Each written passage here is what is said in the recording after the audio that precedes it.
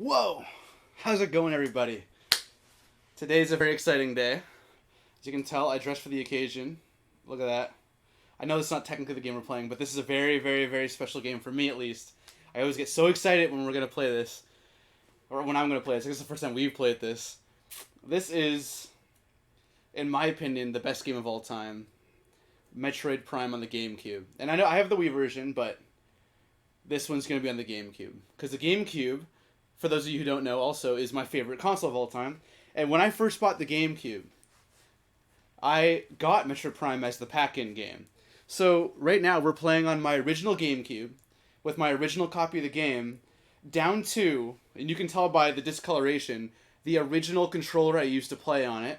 And I don't know if I can get that in the camera. It's super blurred, but there's some duct tape on the end of that wire right there. Because my dog, like 10 years ago, bit into the wire. So let's get this going. Now, I wanted to ask you guys before I started. I have crunch. I have the highlight video ready for you guys, but I don't know if you guys want to see it now or when I go to the bathroom, which I probably will do at some point today. So let me know in chat if you want to watch it now or if you'd rather watch it later. Because my point of view is I don't have a whole lot of viewers yet. I'm waiting for a couple people to stop by, so I might want to wait anyways until we pick up a couple people about 30 minutes in. But anyways, that's enough talking. That's enough gawking. Let's get cocking. And walking. Okay, fine. So. I wanna give you guys the game from front to back. So as soon as I hit the game camera button or whatever, I want to have the game literally boot from the beginning. Okay, so here we go. I'm gonna have to simultaneously hit this at the same time. 1 second, everybody. This is ridiculously fun. Okay. Let's not hit the open button. Okay. Okay. Cold boot. This is how she starts.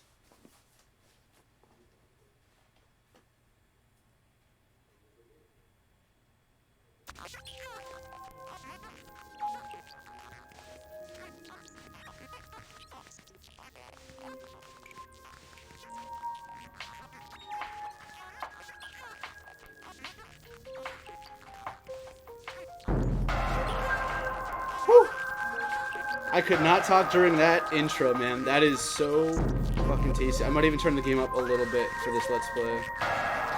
Just like a decibel, dude. Like a fucking smidge.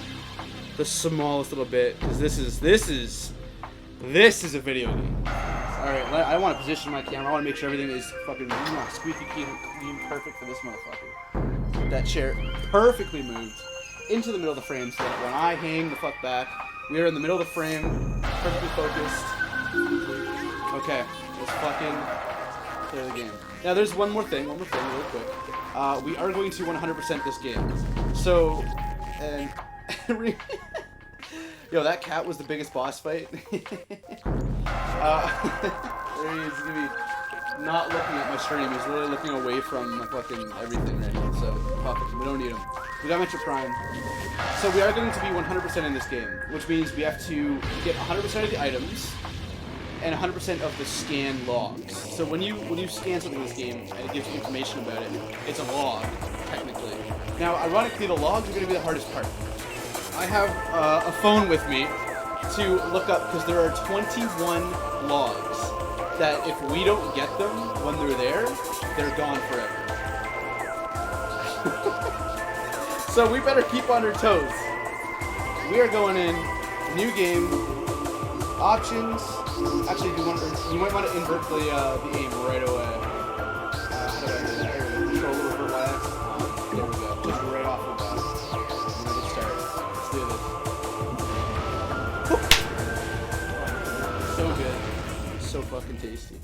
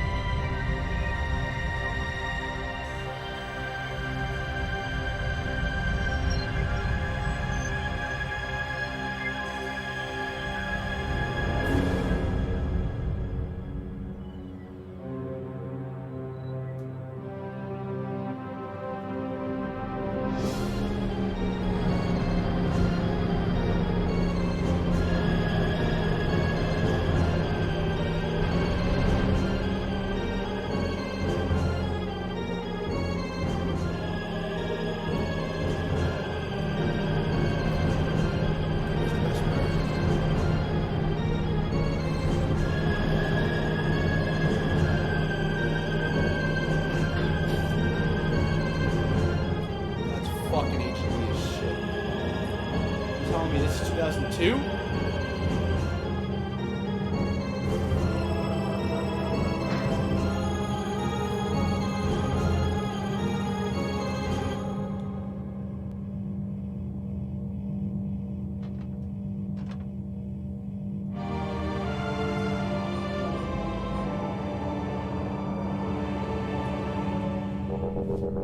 Now, the reason I didn't say a damn fucking word during that is there are only like 4 or 5 cutscenes in the whole game, so we're gonna fucking respect those cutscenes, dude. Give them their fucking due. Now, the very first scan that you can fucking miss, I'm not joking, is the spaceship behind you. So, I'm gonna scan that twice, because I think you have to scan it twice, just to make sure anyways. But we have to scan fucking everything to make sure we don't miss anything. Because that's going to be the most important part of this run. Even if it doesn't feel like it. There we go. Am I running it with mods? No! I'm not even running this with mods, dude. This is straight out of a fucking GameCube, dude. This is literally what the GameCube looks like. I know you can scan the spaceship. Yeah, man. Like, I think technically the log doesn't count until you get onto the planet. But you gotta, like, basically I'm gonna be playing half the game like this, because I gotta get every fucking scan. If I miss a scan, that's fucking game over. If I miss a scan and then I save my game, you just can't get 100% scans. At that point, I'll probably still finish the run with as many scans as possible. But it's gonna be, oh wait, I gotta scan the doors. Not this one though, I don't think, right? No, this is a different door. This intro area is very particular, so we're gonna grab all these fucking things. So, most of them are just building up the lore and the story. Now, we're not gonna do much of a lore and story. I love how many scans you get at the beginning of the game. We're not gonna do a whole lore and story playthrough. It doesn't tell you shit, bro. It just tells you percentage. It's crazy. We're not doing a lore playthrough because, first of all, I've played this game 100,000 times. But I think this game is best experienced on your own, with a headset on, in a fucking dark room. So, like, we're gonna be focusing on the gameplay. I'm gonna be definitely mentioning some of my favorite parts. Like, fuck, I love the scan visor. It's such a cool idea. So we gotta grab these bastards, I think, later on, though. If we miss them, we get fucked. Let me make sure. Yeah. We have to get a scan of the door, but I don't think any of these doors count. There's a lot of weird caveats. So we have to get this guy. So this guy, see, we got a creature's entry. When it has red text, that means it gets saved into the scan visor. So we got the parasite. It gives you storage, containers. Because another thing is, I'm on a spaceship right now. And eventually, this spaceship blows up and lands on the planet that we're about to go to. And after this spaceship blows up, every scan on it fucking goes away. You can't get it anymore. That would keep me up at night, dude. That's why I have a phone next to me. There are 21 scans you can miss permanently, and your save file is just fucking wasted. This is just letting me know how easy these people die. See, look, I just missed that guy. There's only this guy. Now you gotta be careful with that shit. This guy's injured. I don't know if he counts this as well. Yeah. Spamming down. Take no survivors. Yeah, a lot of this is still not mandatory, but I'm just scanning to make sure. Now, of course, the whole game's not going to be like this. Oh, fuck, that wasn't scannable. Because after this first part, a lot of it you can go back and get later.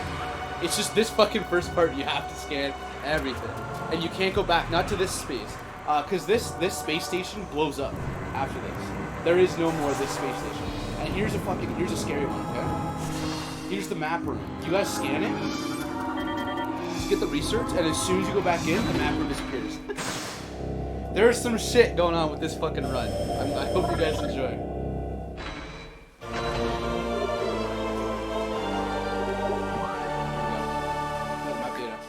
This control stick is mighty sticky, but I would not have it any other way.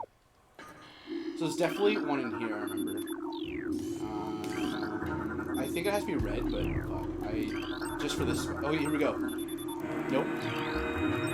No? Not yet. Okay. We scanned everything in here. I'm pretty confident. Bacon control. Oh, fuck. I fucked up. 1 second. Let me double check these scans here. Because I have them in chronological order so I don't fucking miss them. Oh, no. So, Parasite, The next one is Pirate Data. And after that is Map Station.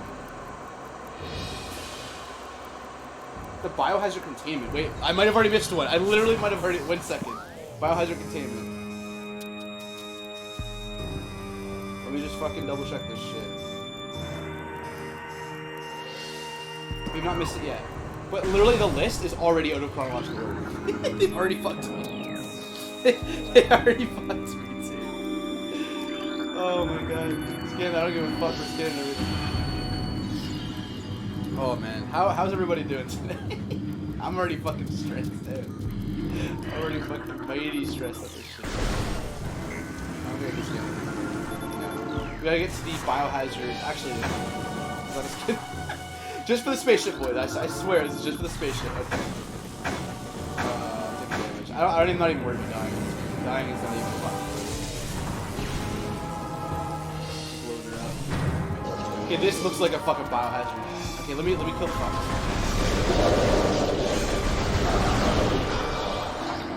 Just double check. Oh, I bet that guy. Oh, here we go. So look, even the fucking health you have to scan, bro.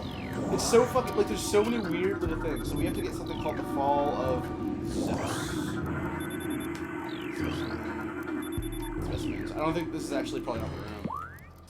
Biotech, not bio fucking containment. Biotech, bro. I'm very specific. This does actually help you out in the boss fight if you scan this though. Spoilers, there's a boss fight with that thing on the wall.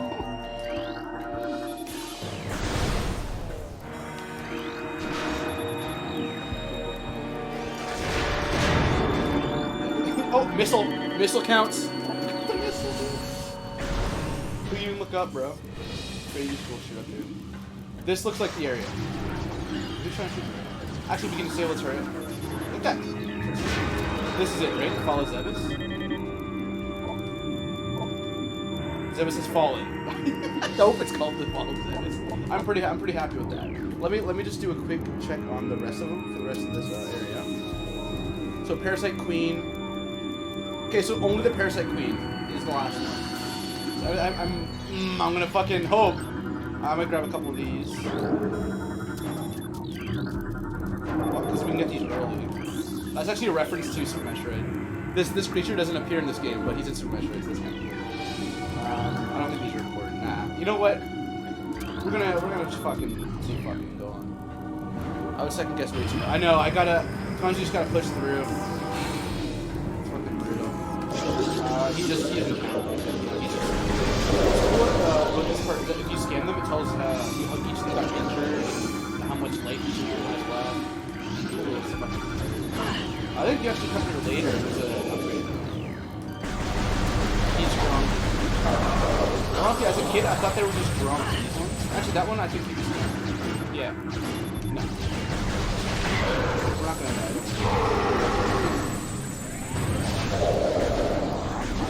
I'm not gonna die in this game. These are just storylines. Let's get everything 3 times. Now, luckily, oh, we have to get the turrets though. I forgot. I don't want turrets. That's a scan. I think you can actually. I don't think because no matter what, you can come back to turrets somewhere.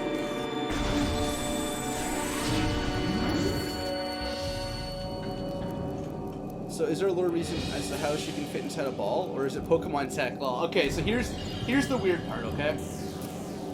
There is, but there isn't.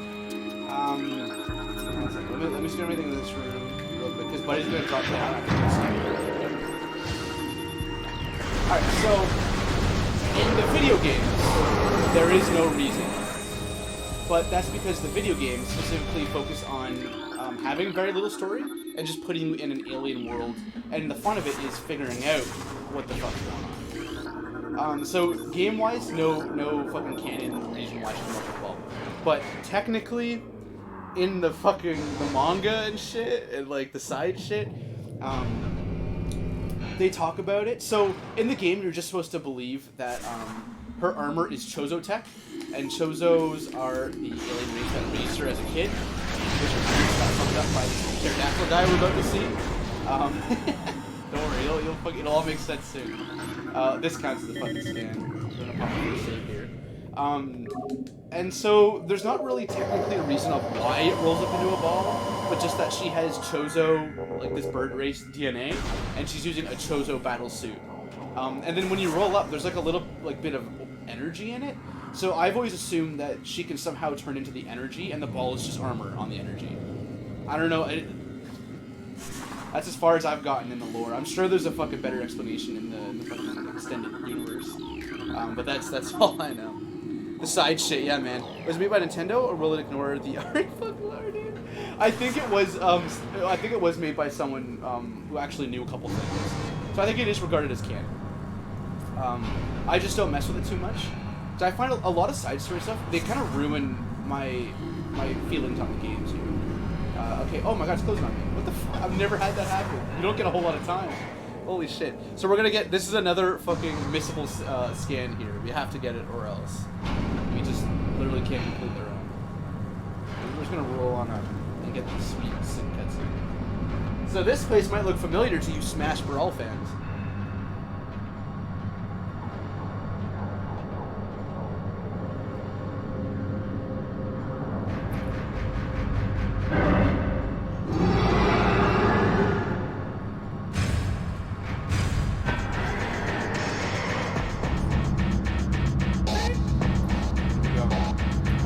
Scan this motherfucker.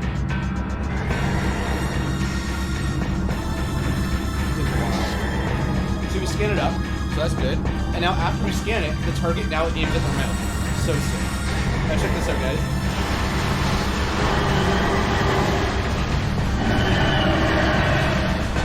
First like Green's dead. Love it. What a good boss fight, eh?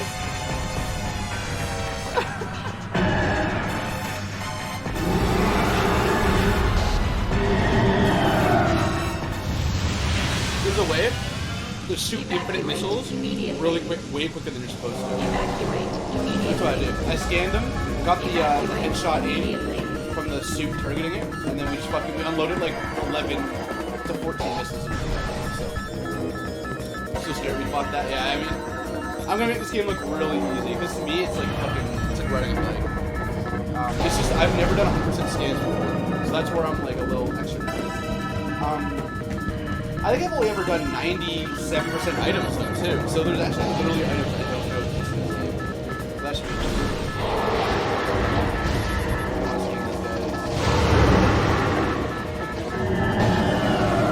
You still shoot me the thing. I will. Yeah, no, so I'm more chill now, because I got past the first one. Yeah, feel free to ask me questions since I'm not going to be scanning a whole lot of shit. Like, I'm going to be scanning it, but I'm not going to be reading it. Let me make sure I have these. These are the same ones. So once the spaceship blows up, those things can never be scanning it. Literally just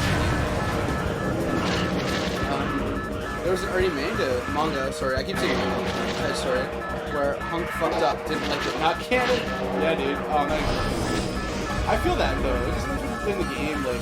See, it depends, because with a game is a lot about the experience and like how you feel as a player and how you are the character. But when it comes to manga and stuff like that, you're kind of like, like that's what they did. Wah wah wah, alarm game. Yeah. Oh my god, it's another alarm game. But what's funny is this is the only escape sequence in this game, because usually every Metroid game has an escape sequence at the end of it. Metroid Prime has the escape sequence right in the beginning. There is no more after this. Oh, I love how you can see the steam on your eyes. It's so good. We're cruising. This might be a little more annoying.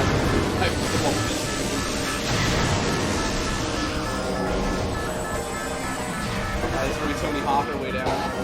Yep. Okay, we'll get it.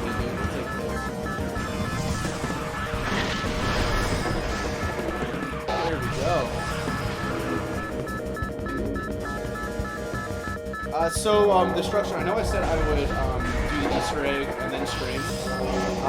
But I think with how many issues I have with changing from one console to another, and the audio fucking issues with it, I'd rather try to do it tomorrow if it still exists. That's the only issue. I'll have to try. I don't think I'd rather at least try it before the stream tomorrow. So at least we're sticking with one game. It's just all about it. Oh, this part's sick. It's over? Yeah, I mean, I wouldn't have been able to do it anyways. That's really shit. I'll have to look up a video online. I will still look up the trailer and probably what the trailer is. You can get some reactions at least. So that guy might look a little familiar. She's like, look. Notice how she doesn't crawl up into a fucking ball and have PTSD about it though? That's a really cool part. I really like that, dude. It's really cool. If you take the time to scan these, it talks about Metroid. And most people don't scan this because they're so stressed about the timer. It's actually really cool. And it tells you what weapons just cool shit. And we're gonna disable the turret and never even activates. And this part's hilarious. Check this shit. Wow, so I scanned this shit, alright? So I'm decked out with weapons. So this random fucking explosion hits me against the wall, I lose every upgrade. Like, what the fuck? You tell me the last boss is gonna fucking whip me with like a plasma cannon. And that's not gonna do as much as that. But I love how they make this elevator ride really, really long, and they just put all the text and all the shit you don't have anymore. They're like, oh, remember that part? Remember that thing? You just use the graphic beat. Fuck you. I don't have it anymore.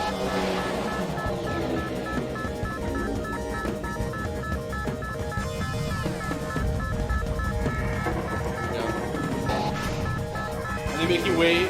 Imagine if you had like 10 seconds left. Like one of the few series where people like the American FPS version over the original Japanese version of the game.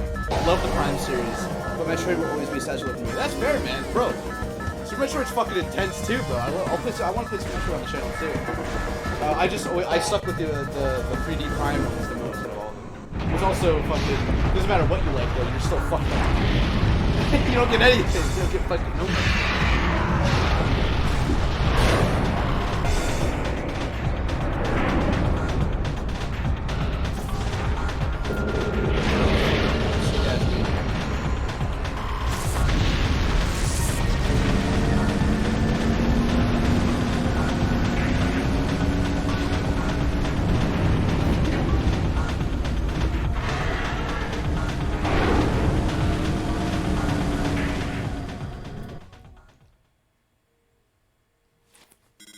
Spilling, bro.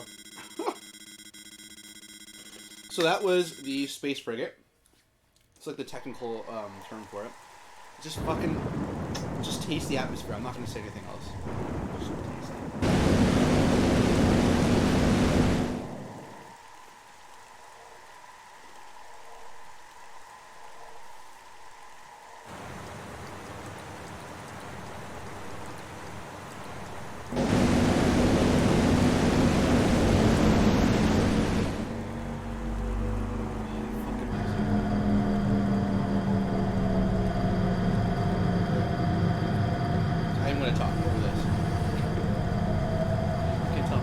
So watch, Samus comes out, and she's scared. She looks around. Now she's curious, and now she's got a duty. That's like there's no facial animation. There's only just fucking like limb, head move, like, and that's how much you can convey in fucking 4 seconds, bro. And look at this fucking. I haven't touched the controller yet. There's rain, the music, the atmosphere. The raindrops are hitting my fucking cannon. Now check this. If I look up, the raindrops land onto the screen, bro. When you talk, yeah, the duty, bro. We're talking about fucking taking a shit, bro. But like, I think this game still to date is unrivaled in terms of atmosphere. I think some games have come really fucking close. Like Demon Souls, specifically Demon Souls, is a fucking incredibly atmospheric game. But like, man, you come over here, you can go in the fucking water. You can see, look, all of my videos. look at all my fucking streams. They're all hanging out. I don't think you can scan those. They're too insignificant for the fucking game to go. So let's scan the ship. I think this is when you scan. And the music is actually a remix version of the fish. Don't even fucking mention Ghost, bro. Look at Samus's arm hair. Actually, let's take the scenic route. I want to show you guys how the game builds this fucking. There's a side quest that takes place during the entire game, and it's really cool because you came down here to take out Ridley. That is literally the only reason you're down here in the first place. Is to take out this fucking metal evil pterodactyl that murdered your parents. But as you complete that goal and you unlock more and more and you learn more and more and you scan more and more, you eventually figure out that the whole time you've been here, there's a whole other thing that you have to do. Next gen Doom Eternal took that from Prime. Dude, Doom 2016 took so much shit from Metroid Prime, bro. It's actually fucked. I can go on and on about that game, but here we go. This, I shit you not, is the last zone of the game. This is end game. And you can actually miss this. You can actually completely miss this whole part. Where do you come here? Early on. The last boss is right now, right below my feet. If I could hack through walls, we could fight the last boss right now. Fucking love it. What's this? Pirate data. What's going on here? Oh shit, so the pirates have been here. So you come, so you land and it's just forest and whatever, right? And then you come here and like, whoa, the pirates have built all this crazy shit up. So you come here and you realize you can't go through this door because you need missiles. That's also another one you can miss. This is the Matrix. That Doom was way before. No, I'm talking about Doom 2016, bro. No, not Doom 1. not like Doom 1980 something or 91 or something. I'm saying like Doom 2016 when I was playing that, they took a lot of cues from that, which is really really cool. Go back out in the atmosphere. So there is a way, and I don't think I have the right version for it, but there's a way to kind of like hack onto the this platform right here, and you can get upgrades super early. I'll try it for like a little bit, and I'm gonna give up. It's super easy to fuck it up. So you have to lock onto something with your scan buttons. Right? I think it's that. Yeah, I think it's that. Yeah, I'm not gonna keep it. I'm gonna try like 2 more times. It's so funny. Yeah, I'm gonna get the save by accident. I'm gonna try like 2 more times. It's so weird. It's like such a speedrunner thing. You have to be like fucking really good at practicing it. I guess that takes us back. I don't think it's. You even need like the right version. Like if I have Metroid Prime 1.1, it doesn't work. It has to be 1.0. The USA version. It's like one of those things. Alright, so we're gonna get these guys. So they're just Beetle. Oh, and I don't think these count. Just random ass fucking mushrooms. You know, 1 and 2016 are still FPS games. Yeah. 2016 are still. Yeah, but no, I mean about like not like the FPS part, but like the atmosphere part and like the item, like finding items off the beaten path. And when you press pause, you see your character in armor just breathing there. Like it's got a lot of Metroid Prime vibes to it. Not the gameplay. The gameplay is very quick and fast. That's always been a Doom. But it's the feel of it. The music's totally different.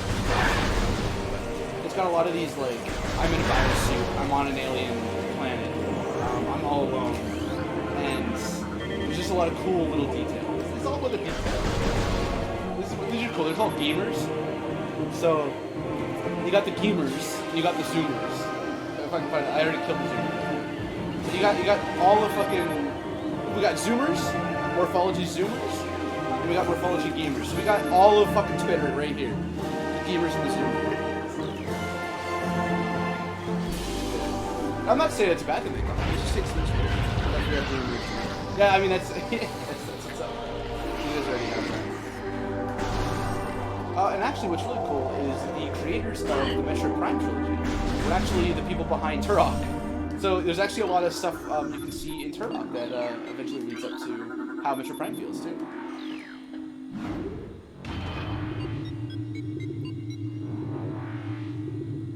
Wolfenstein, it's classic. The one there were secret paths and bonuses like Metroid. Maybe 2016 stole more from Quake Unreal Tournament. This is an arena shooter. Yeah, my friend who fucking dies and swears by Doom 1 and 2 says Doom 2016 is just Quake. He's like, it's just Quake 5 or whatever, Quake 4. And it's not like, I guess I'm not explaining it right. It's not about like there being secrets. It's just the way it feels to collect it, and even the map screen, like it's very like, it just feels inspired. Like the creators were like, I love it. It's fucking, that's some of the best parts about it into this game. Like this map screen and shit. Even like, I'm pretty sure even like the different colored doors. No, I might be wrong with that. I don't remember that, but so even the shit you have to scan. And it doesn't have these skins. It has a more typical Bioshock type, I hate to call it that, where you like pick up logs and stuff, which is still cool. I always like the intuitive, like, I want to know what that is, so I just scan it, like directly, like I just scan the object. It's been a cool way. Doom 3, Doom 1 had red, green, blue cards like Metroid. Oh, and the cards, yeah, that's actually sick. You're right. Now the real question is, did Doom take that from Super Metroid now? It's too many semantics. Video games take from other video games. Like you said, movies take from other movies. TV shows take from other TV shows. We got that. We already have all these. And really, honestly, going to university for creation and art and for like movie making and all that, they actually penalize you for not having inspiration. They're like, who were you inspired by? And if you say no one, they're like, fuck you. Like, what? I'm inspired by myself, fucker? What are you talking about? Also, there are half pipes in this game, so that's incredible. We don't have the ability to use the half pipe, but I think you can scan it though. No, it's the one back there. You can scan it. It's crazy.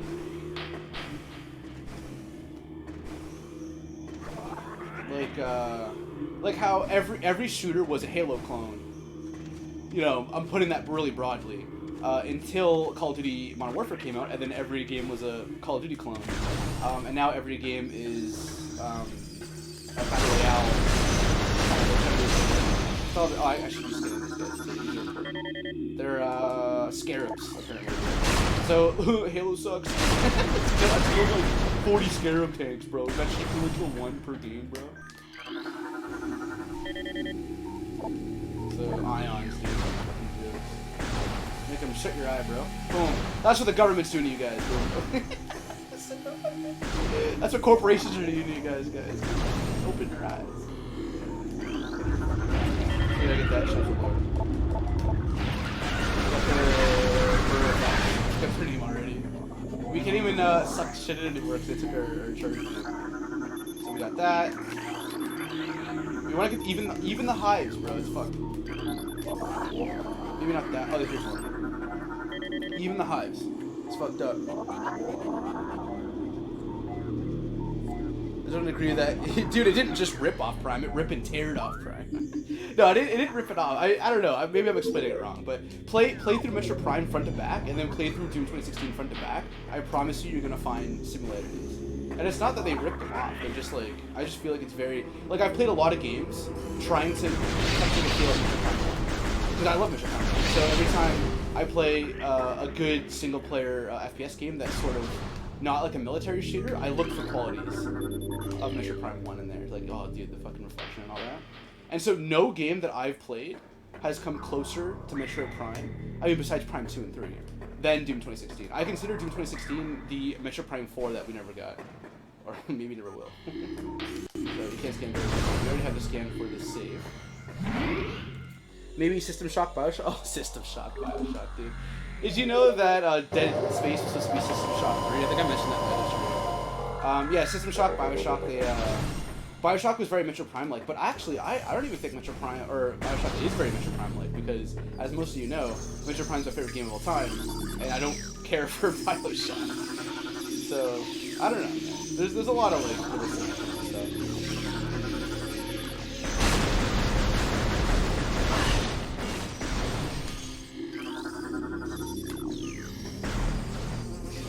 Actually, we gotta scan the wasps themselves. Wasp. There's a map room down here, but we literally have no weaponry to get it. Start. So you have to come back here later on. There's like 2 upgrades on the map. Alright, so, we definitely gotta scan this bitch. So that da-da-da-da is the most important thing you want to hear. That means you scan something new. We already got this, the tangle weed from before. So here's the annoying, the weird part. These crates don't have a scan, but Metroid Prime 2 does. That's why I keep trying to scan them, but they don't fucking work. So during this fight, there's 2 vital scans. I think one's up there. I don't know if this counts. It's called the Hive Mecha. Let's see. Okay. So I think I have to be in the fight. And then we run up to the missile grid we can't get, and then this happens. So we have to scan the wasps, and I think we have to scan the hive. I love that you can hear the danger indicator beeping in the cutscene. That means this is an in-engine cutscene.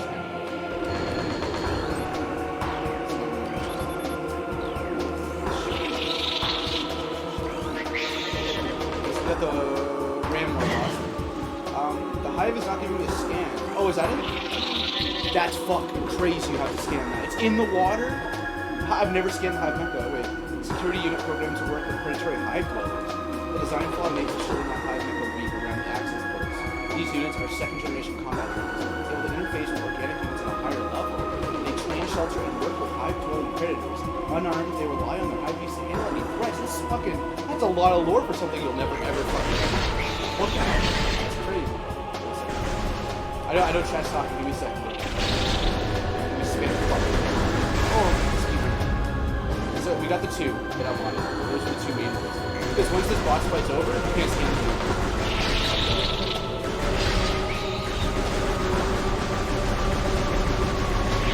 wait.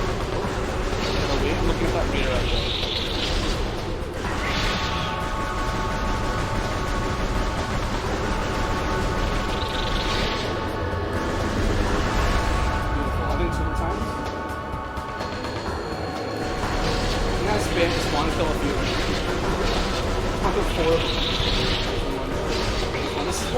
This is actually one of the hardest boss fights in the game on the Wii version. Because you can't just auto-lock them all. You just fuck them up. You gotta actually like waggle it and like very, very fine-tuning. And they go really quick. Oh, he's gonna stop. Can we spare it? Or one more. Yeah, we're done. We're good. The baby. I also want to play this game for two other reasons. I'm actually really happy you guys voted for it, so thank you for that. But I also, my birthday's coming up, so I was planning on playing this game anyways for about that time. And playing this game will make playing other M's so much. You can't just play other M in out of the context in the fucking back. You gotta play other M after playing fucking so we got our missiles. That's the first upgrade. So we definitely have that scan. Once you've missiled all of those doors, you just don't have any more chances to get it. So I'm gonna grab this just in case. Tank. So now we have an extra 100 health. You now boost your health by 100. It's a little bit like how, like a Mega Man game, I think, would have it. No, not really. That wasn't like... There's a game I'm thinking of where you pick up an upgrade, you just get like 100. I can't remember what it is.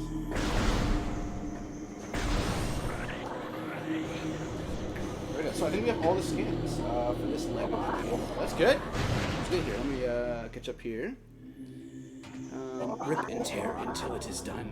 They're working on 2016 since 3. That's sick. It was going to be closer to a Call of Duty game, but they said it wasn't Doom and went back to Doom 3 realism, but with Doom 1 and 2 gameplay.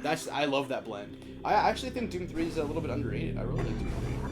I haven't beat it yet. Maybe that'll be another game we play on stream. But yeah, Doom 3 feels a lot like Metroid Prime as well. It's like a horror fucking version. Metroid's already kind of horror.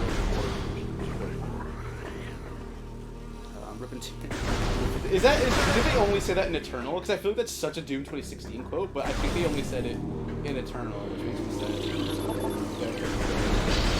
Now we can blow up the wasp nest, and I think that's a scan. I shit you not. I think the destroyed nest is I think it's so now I think we can blast it and get more upgrades. We just cut twice as many missiles right there. Oh, and these fucking mushroom things. I hope they don't all die. Okay, well we can get them later. It's gonna come down to like little details like that. Like, oh, I didn't scan the fucking rat in the one ice area. Like it's literally gonna be just that. Can I get the map? Oh, I can't get the map right now too. So we must.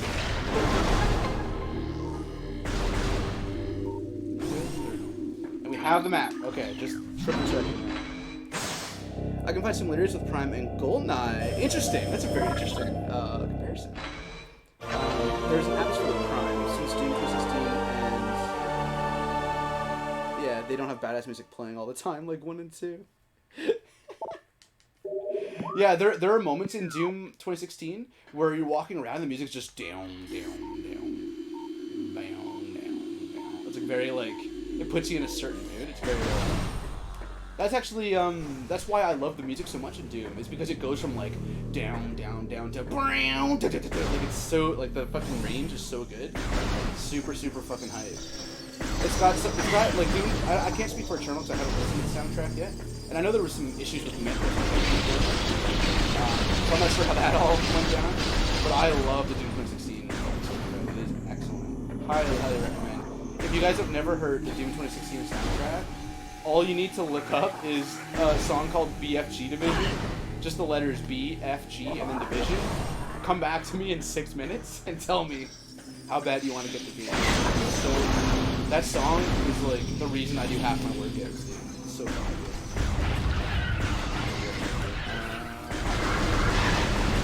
So I think before we can go down, we gotta get Morph Ball. Let me just quickly remind myself where Morph Ball is. It's in here. Okay, we're good. I mean, I don't know what I'm getting. I couldn't tell you.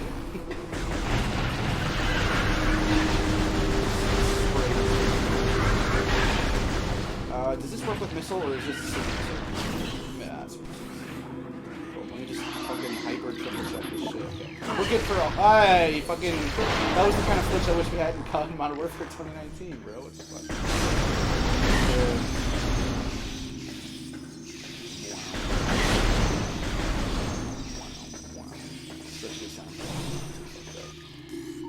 So just the half pipe. I know half pipes count as skins in Metroid Prime 2. I think it's only 2 though. I think that's what's fucking me up. So that is nothing.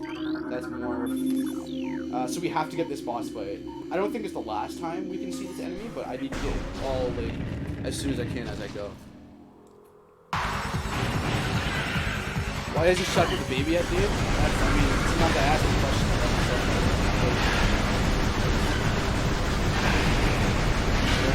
We haven't talked about the baby for a while. This game takes place after Metroid 1, but before Metroid 2. So she hasn't met the baby yet. Maybe that's actually so fucking sick. There's no baby yet. The developers of this game really fucking respect it. And they respected the character not by, like, just making her a blank character, but they gave her personality. It's subtle. Everything good in this game is very subtly done. It's very, like, you would notice it if it wasn't there, but you don't notice it because it is there.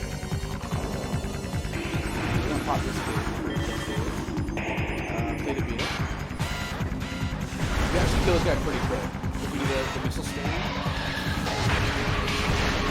He's dead.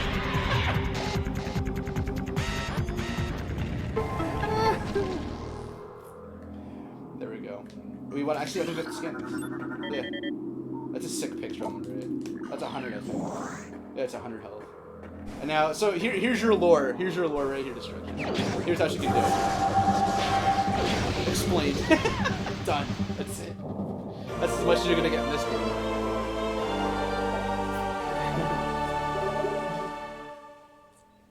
Wasn't he talked to? When I was a kid, she was my Mega Man character in Smash 64. When I was a kid, this was Captain Falcon in Battle Armor, dude. I'm sure we have a lot of weird things about Smash 64. Atmosphere! SpongeBob. Is that in Sandy's fucking dome or whatever? Atmosphere is subjective. Some people love music playing all the time, like Classic RE. Oh yeah, it is playing all the time. Or they might get more attention when something is silent, like RE4.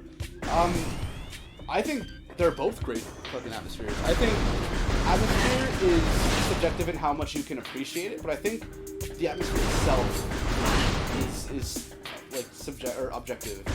Like having world building and having like music's part of atmosphere, but music's not everything for atmosphere. Music's a good fucking part of it. But the reason Resident Evil has good atmosphere, let's talk about just the first Resident Evil, is because of the environment itself. And there's tension there, which you could argue is an atmosphere, but the tension helps you feel it.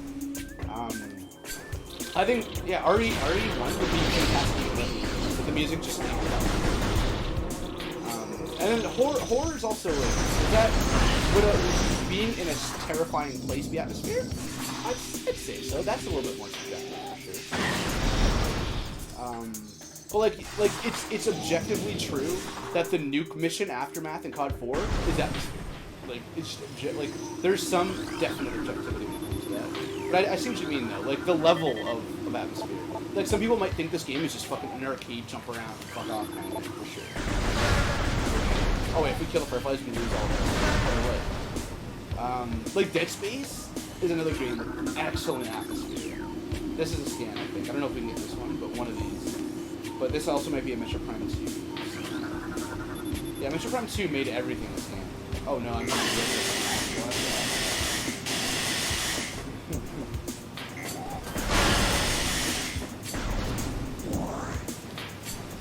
You know what has a surprising amount of atmosphere? The first level from, actually just Mega Man X and Heavy has a lot of atmosphere. For a game that doesn't focus on it, it's got a lot of really cool fucking vibes to it. Well, I might do a quick check on the log list. We'll let the sick music play. Let's see, Parasite Queen, Missile Door, Hive Mecha, Ramwar Wasp, Incinerator Drone, and okay, so the next ones we have to get are in the next boss fight. Okay, that makes me feel at ease. Oh, this should be sick. Oh, these fucking tentacle monsters, dude. What are they called again? Reaper Vines, dude. Oh, these poisonous ones. Oh, we gotta get the symbols. We gotta get all the rune symbols. Do we have to get them right now? I don't know, I'll get something else. You can't scan that grass because it automatically overrides that straight one. Let's see here.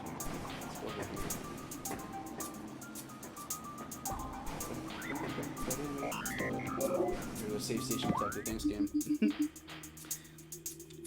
Sent to 16 by an unknown voice. Eternal gave him a name. Yeah, that's true. That's true. Doomslayer, whatever they gave him a name. That's such a cool fucking line, dude. Even though Eternal didn't really hold my attention for very long. I don't know, I don't hate Doom Eternal, I just have no reason to play it. It's a weird way to put it, but that's how I feel about it. There's a way to skip through there, but we can't yet. We actually have 3 of the rune symbols already scanned, so that when we come back here, it'd be super easy to do. It'd be a puzzle. I think we need Morphball Bombs, which is coming out pretty close.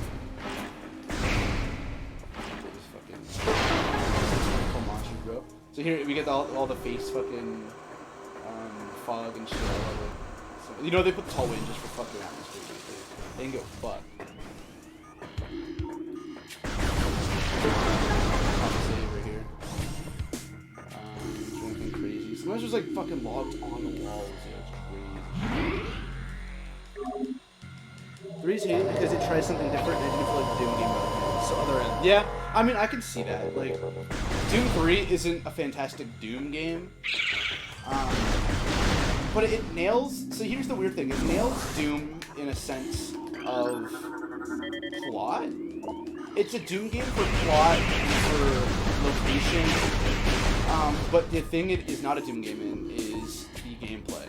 So the pacing, the combat, like how it feels to play, like just all the most important things. Check this out. This is gonna fucking make all you guys laugh. So there's a wall here. Fuck you. Eternal has the worst soundtrack ever. There was a big problem with it delayed the game from November to March. Yeah, was that the Mick Gordon thing? Am I saying the right guy? They didn't want to credit him or they didn't like his music or some shit, even though his music was fucking incredible. Mick Gordon might be a totally different person. I might be just making names up. Is it true that Prime isn't canon? Here's the issue. Everybody, all the fans, including me, think that there's no reason why Prime shouldn't be canon. It's just, it takes place after Metroid Prime. And it's Metroid 2. And there's nothing that ruins that. The issue, here's the fun part. The things that make Metroid Prime a little less canon are all from other ends. I think there's one thing in Metroid Fusion that doesn't make it as canon, but Metroid Fusion was being created at the same time as Metroid Prime. Actually, Metroid Fusion and Metroid Prime came out the same fucking day. Can you imagine being a Metroid fan in 2002, man? Bro, I'm jealous, bro. I'm lucky to get one half-ass side story game per fucking decade, dude. Like shit, man. Fuck.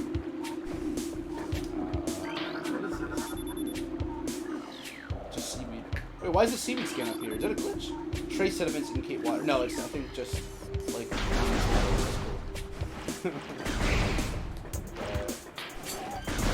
Get. And now I am making this game look very non-atmospheric because I'm just fucking flying through it. I'm not taking my time. Do you know what's subtle? Beating Metroid fast as fuck to see Samus in a bikini, bro. That was so funny. I can see it being really well done in the first game because it was like, oh, I bet you didn't think it was a girl. But every other game after that, it's sort of like, alright, come on.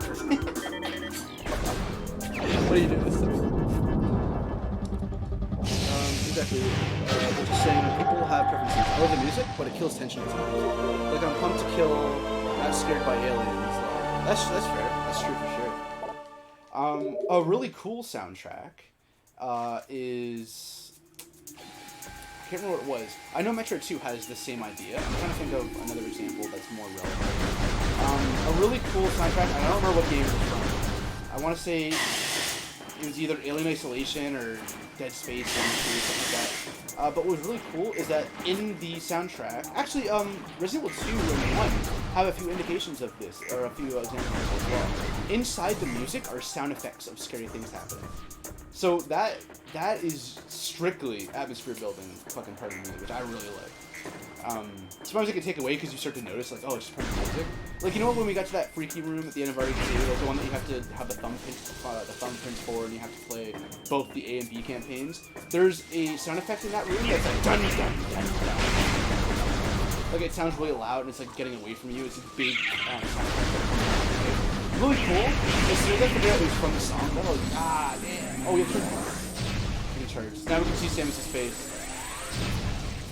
Her eyes move in the direction that you're moving your stick. Her kind of face kind of move a little bit too. Cool. I don't think we can get there yet. There's a way to kind of hack it. Not hack it. I know all the like weird little fucking secrets in this game. I just love how let's go over here. There's a power upgrade up here, and I can fucking hear it. Are these guys scanned? Swear to God. I think we're actually like really good for scans right now. We need double jump for that. We need double jump and we need fucking super missile, I think, for that one. Oh fuck, the streak batch are coming. Oh no, double jump fucked me. I just for some reason just knew I had double jump. I don't know why. Like knew deep down, I was like, I have double jump. You can just scan these little symbols and stuff. The path of corruption leads ever higher. I guess like the last game's subtitle is. Yeah, this game actually has a lot of cool, not references to Prime 3, because Prime 3 has references to this game technically, but some really cool not foreshadowing either, because, I don't know, just, this game blends really well with Prime 3. And Prime 2, I feel like that's every trilogy though. Every trilogy has, so every trilogy's got 3, right? 1, 2, 3. The first one is like the one that everyone tends to like. That's why they made 2 others. The second one's kind of like that weird spin-off one that everyone likes, but it's also like different. We're not bombed with it, no. And the third one's always the one that comes back and finishes what the first one started. So I'll give you a million examples. So Dark Knight trilogy. The first one is about the beginning of Batman and Ra's al Ghul and all this crazy shit. 2 is just Joker. And yeah, there's definitely shit that follows through from the first one. But then the third one is about finishing off the League of Shadows, which was established in the first one. There's also Mass Effect. So Mass Effect 1 is all about the Reapers and Saren and all that shit. The second one kind of goes off and it's about the Collectors and the Elusive Man. And the third one's like, let's finish the fight from the first game. There's movies. Some of them don't. Like, I don't think Lord of the Rings technically has that. Maybe a little bit, not a whole lot. There's a really important scan coming out. Halo doesn't have that at all, actually. Halo's very when it comes to that. So we have to scan the hive, the drone, and the bees that come out of it. There's special bees. I can't believe that you have to fucking scan these specific bees. So we got Incinerator Drone. Okay, so we have that already. So there's gonna be another one. We don't have a charge shot. Up. Now the bees come out. We have to scan the bee. I don't know. I had no idea these bees were different bees. Because they're green, bro. They're barbed, I think? Barbed war wasp, yes. I guys remember the war wasp family. This looks like a propelled to a 20 meters. 0 second after launch containing acidic compound designed to redigest bread. Good thing I'm wearing a super heavy metal suit.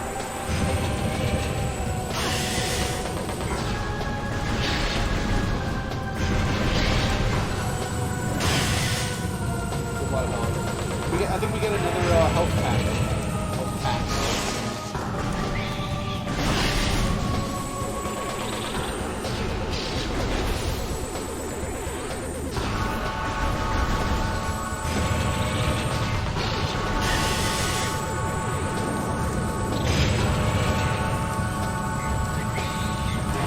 Second, I got this. I think it's one more time. I think it's the fourth one. It's like the we're not doing something anymore.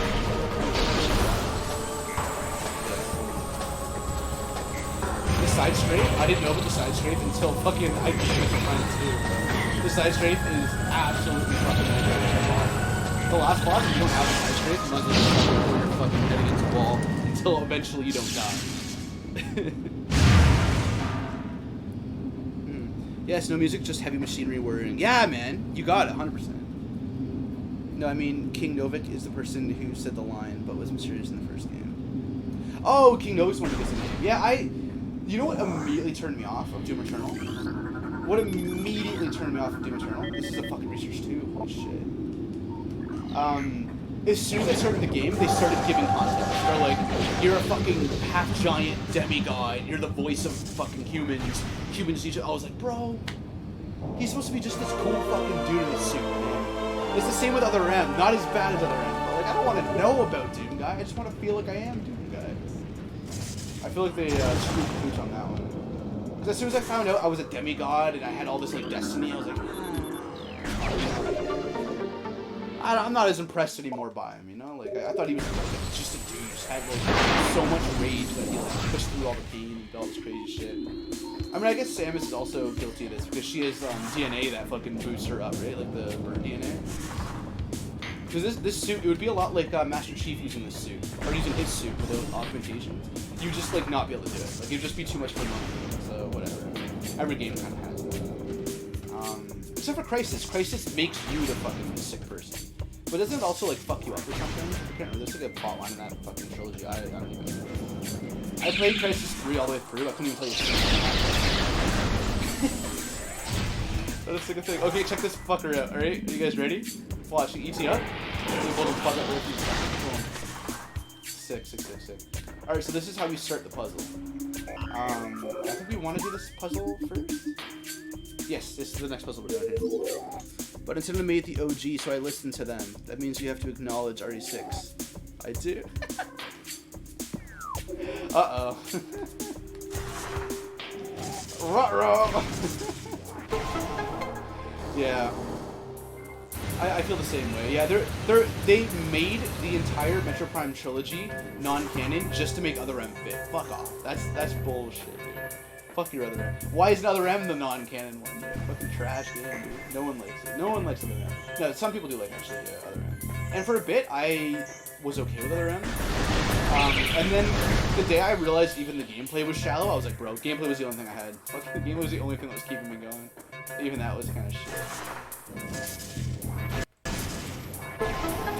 That's speedrun chapters, bro. No, you're a professional like the real Samus. Thanks, bro. Shriek Bats Corruption I got in the chat room. Oh, we have Tenet coming out, bro. Tenet's gonna be fucking dope. Oh, is it like a good time to see it though?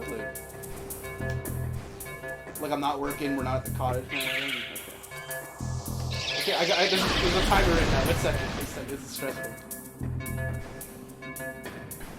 We're getting Tenet tickets fucking live right now, dude. Okay. They give you so much time for this. Oh my god, the almost done time was so stressful. The almost done fucking sound. Big squid fucking raccoon, dude. Prime 3 was the first one I played, and it's all fans hate. Fuck them, dude. No, see, Prime 3, I don't think. I mean, maybe I can't speak for them because people have a lot of hate in their fucking hearts, dude. I don't hate Prime 3. I just think out of the Prime trilogy, it's to me like definitely the weakest. And that's because a lot of the atmosphere, not all of it, a lot of the atmosphere is swapped out in terms of scale and epicness, and that's not even a bad thing. But they, instead of having one planet that you dive into, slowly uncovering things like an onion, fucking, I got layers like an onion, like whatever, fucking Shrek quotes. They're like, here, this time you go to 4 different planets, and this time you have a commanding officer and like 5 different allies that all talk to you and shit. And there's nothing wrong with that, because they were definitely like, yo, Halo's got some epic shit going on, we should, you know, do some epic shit. Yeah, I like the subtler, more like isolating fucking feel. It's just like, actually, to put it into better context, it's a lot like how Dead Space 1 and Dead Space 2 feel. Dead Space 1 is you alone. Your character doesn't say a fucking word. You don't really have that many allies, and they start dropping like flies right off the bat. You can't trust anybody. And it's got this very fucking like evil. You're in one ship.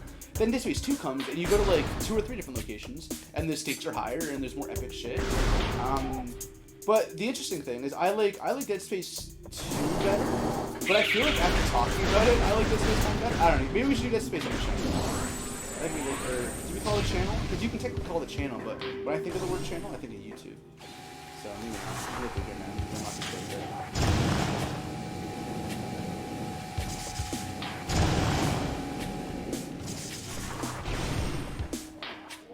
I know Dead Space 3 is just like fucking. Dead Space 3 is Federation 4. They're like, we want co-op no matter what, even if it ruins the game. Wait, can we actually unlock this now? I think we might be able to. No, you need double jump for sure. Let's pop a save. Never be too careful. Dead Space 3's other end. I don't even want to call it that. See here. Why does everyone forget me? Two-Face and Bane. It's true. It's true. Is there had a story? Doom had a story since 1 though. It was a setup. Yeah, they had that cool like Mars shit and stuff. Yeah. And also Doom 3 story was a reboot of Doom 1 and 2, so fans didn't like that either. It's a fun reason to hate no matter what, man. No matter what you do. But at the same time, I don't fully agree with that, because I think if you make a good fucking game, people are gonna like that good fucking game. You know? We can now we can actually fight the first major boss of the game. So this game has a few like gatekeeper bosses, like big bosses that signify the end of an era, or end of an area. Sorry, not end of an era. Holy fucking shit, grand. So now we're gonna fight the end of the Chozo ruins. So to give some context, so we landed on this planet. That people, I guess, thought didn't have anyone on it. I found out that the Chozos, so the race that raised you, had a colony here, but they're all dead now. I think it was already activated. Oh wait, not the reactors, which I last thought. Alright, these lost fucking messages. And so you're exploring it, but you're also kind of curious on why all the Chozos died. So the game does slowly unravel that. And again, I won't get too much into that because it's not. I don't want to make this a story playthrough because I'd rather you guys like really just throw a headset on, get into a dark room, grab a alarm gun. Oh my god! Come up, grab a coffee, grab a beer, and just fucking get lost in the world of Metroid Prime.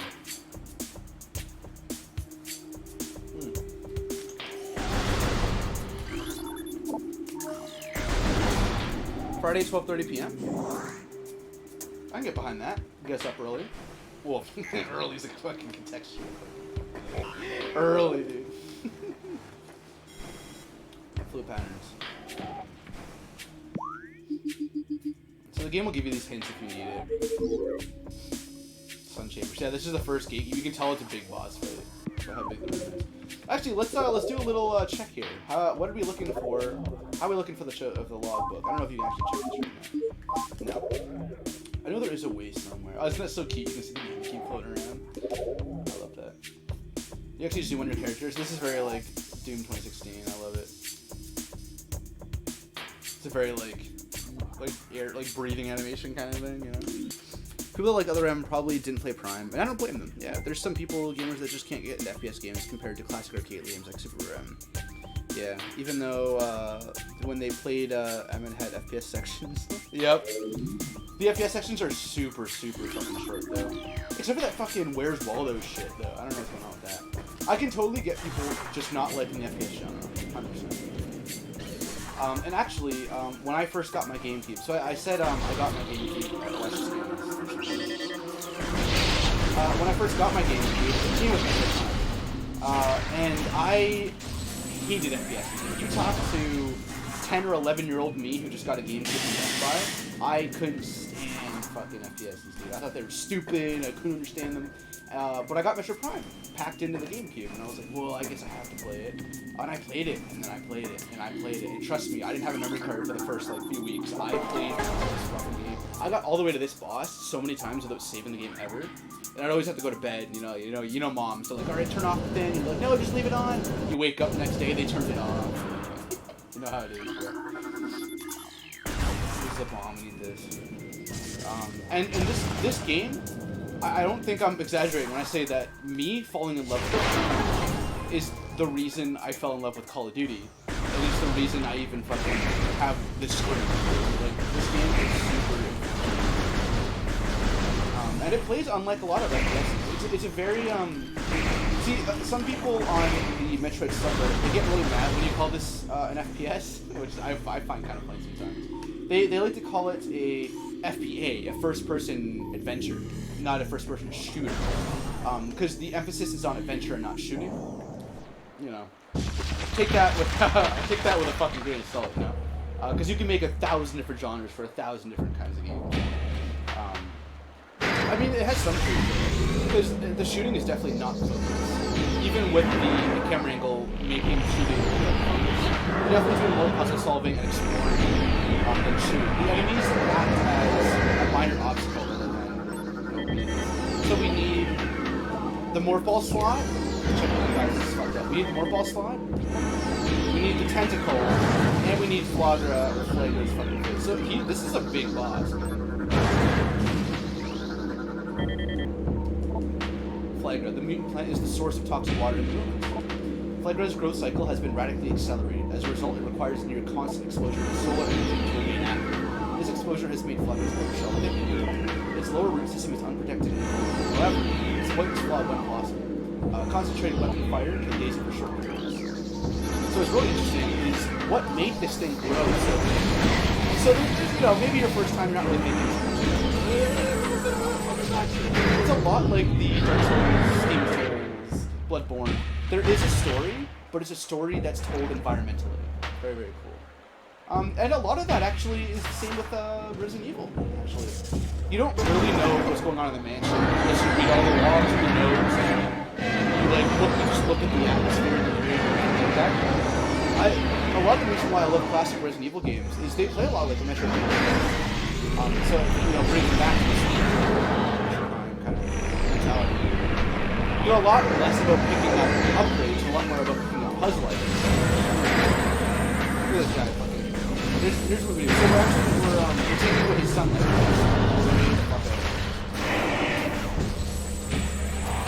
Do the straight.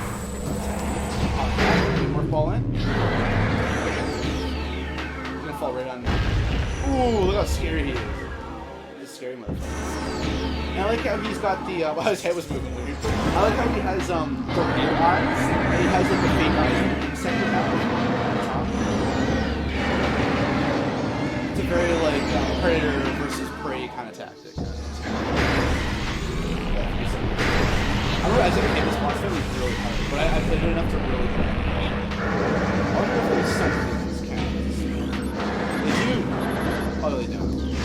They definitely. If you stun them, they'll just fucking smack you. Just expect that.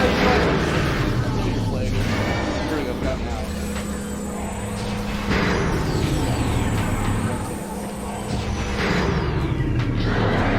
Dual lever. Woo! Get that shit.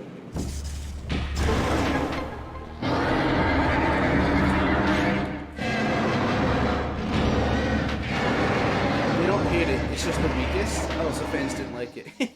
No, I really like it. It's just like if Metroid Prime 1 and 2 are 10 games, Prime 3 is like a 9.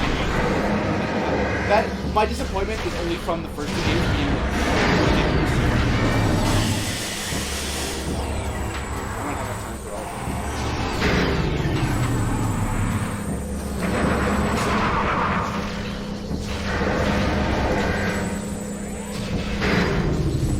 You're not down yet?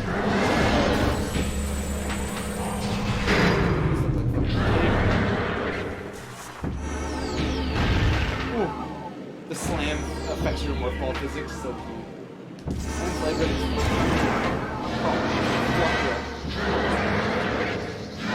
So people like this was too because of the story, but I should say fuck Isaac for talking. Yeah, his talking didn't add anything to it, really. I might like 2 just a bit more. Grand Epic, you can go back to Ishimura for... Yeah, that's why I like 2 more, you know? Like, I think 1's better, but like 2's got some cool shit, man. 2's got some really cool shit. Fucking blush face, dude. Oh, there's nothing wrong with that, dude. Took away half the weapons and demons from the first 2 game. That does suck, dude. They set up Slayer's Revelation in 2016, though. They did. I just didn't pay attention to all the lore. Here's a really cool cutscene, by the way. This is super sick. Maybe other than the fact that it almost killed the... Are you serious? I'm sorry, bro. Because the GameCube for me was like the highlight of my favorite series.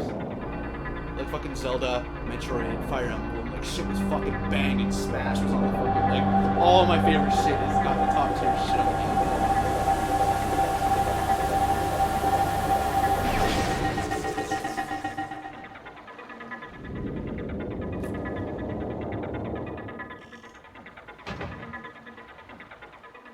Nice. The very suit, the classic look. So now we can go to places with heat.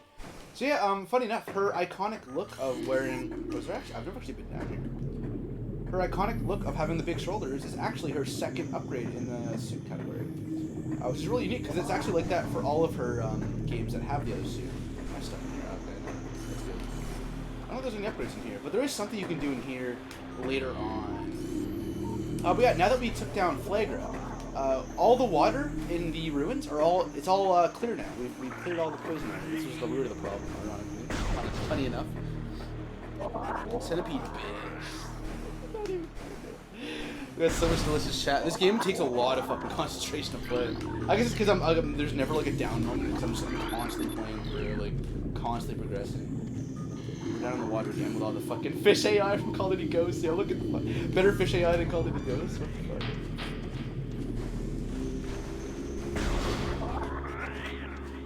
People say they hate Ghosts and then they say they fucking love Black Ops. Although Black Ops 4 probably has a better multiplayer. So, depends on what you're into. Look at these weird orc things. Tech balls. Pulse bomb boo. A bomb boo, so cute. If you charge your beam, it comes after you. But if you don't, it like fucks off. Or, oh, I got hit. There's some really cool enemies later on that actually they hack your suit and they fucking make you reboot the suit by pressing a certain button. I think they might only be in Prime 2 though. A lot of cool shit's from Prime 2. I love Prime 2. So we got these. So you have to come up here later on. I'm just trying to make sure I have all the stuff to get up.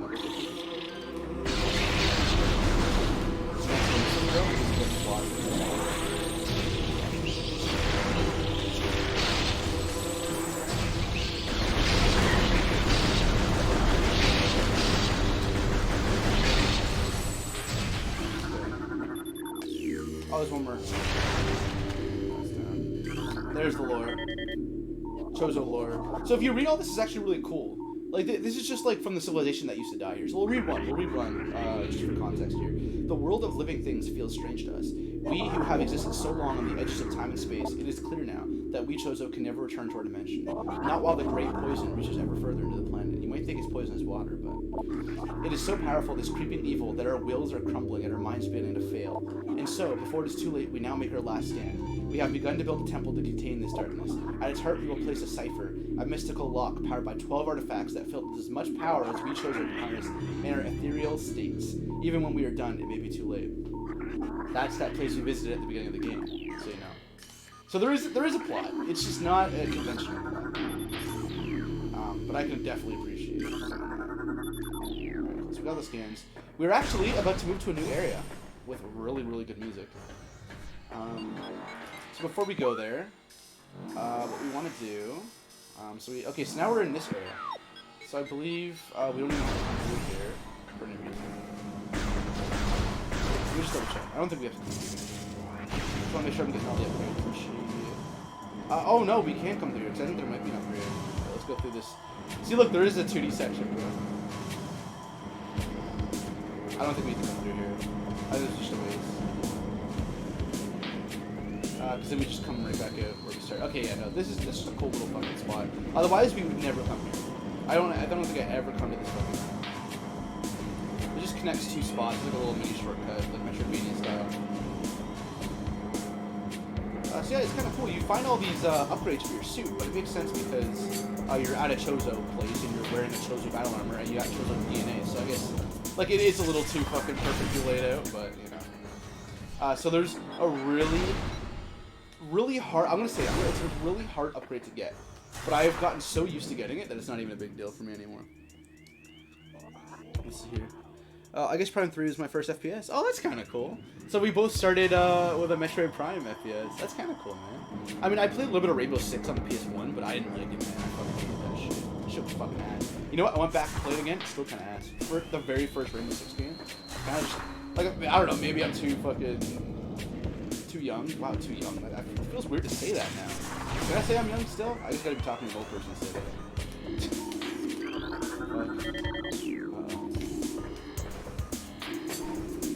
This is really cool. So there's a vault here. Right? It's got a little something in it. So I'm just gonna double check it out. Okay, so we gotta activate each one of these areas. You go, you break this one, and you activate it. Easy as pie. Okay? So then with this one, if you've been paying enough attention, you can bomb jump and then place another bomb. But if you look at the top right, you can only place 3 bombs in the plant or in the world at the same time. So to get to this one, it's a very specific bomb jump. So it's bomb, bomb, bomb, boom, boom, up, and then bomb. It sounds really easy, but like, maybe I was a younger kid. It was super fucking bad. Oh, what the fuck is Far Cry then? FPS Island? No, dude, it's called an FPV, dude, first-person villain game, because it focuses on the villain, dude. Is it? Oh, I need this one for now, but... Let's see here. Oh, I'm just checking my scans now. So we got Flagra and Flagra Tentacle. Ooh, so the next one's very important, the Ice Parasite. So the 2 skins in the ice area are super missable. I think it's possible to go the whole fucking game and never even see these 2 creatures, so you have to be on top. So try to remind me when we get to an ice area, remind me, we have to be on our top. I'm gonna get mustard over here. FPV, dude. POV now. Point of villain. The whole game is the point of the villain. It's a cool little room. It's just cool little, like, you can tell they were mining something. Cool environmental shit. Looking to charge your phone, I think. It's okay, you can go in the front of the camera, it's all good. She's got Gears of War 3 pajamas on first. Never played a single Gears of War game in her life. But 3's her favorite. Oh, I'm just making fun. It's a really tight camera angle. You really can't see it. You see like a fucking tiny bit of yourself. Okay. So now we're going to the Magmore Caverns. Here we go.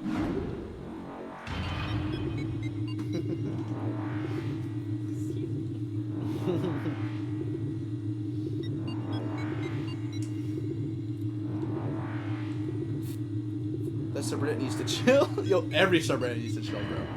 RE6 is actually a horror action Matrix simulator, bro. I mean, the worst part is you're not technically wrong. It's Alexia type 2. I didn't play Ghost Story, but the multi was like a low-budget Battlefield, really big maps. WAV was a small proxy, so you have to work together to set it up. Yeah. And yeah, it was Mick Gordon's fault. Yeah, it is Mick Gordon. Not Bethesda this time. So how does being raised by a bird alien race give your human games their chosen human G's? I don't know. So it's not just being raised by them. They actually infuse them into her at some point. I think the only time you ever get this knowledge, though, it's a very specific thing you have to do. I think you have to link Metroid Fusion and Metroid Zero Mission together and have a 100% save file on both. So it's like some weird fucking hard thing to do. And it'll give you a bunch of pictures of that. No, whoa, it's also Sandwich Returns, the 3DS game. Has a lot of cool lore in it if you do a specific thing with it.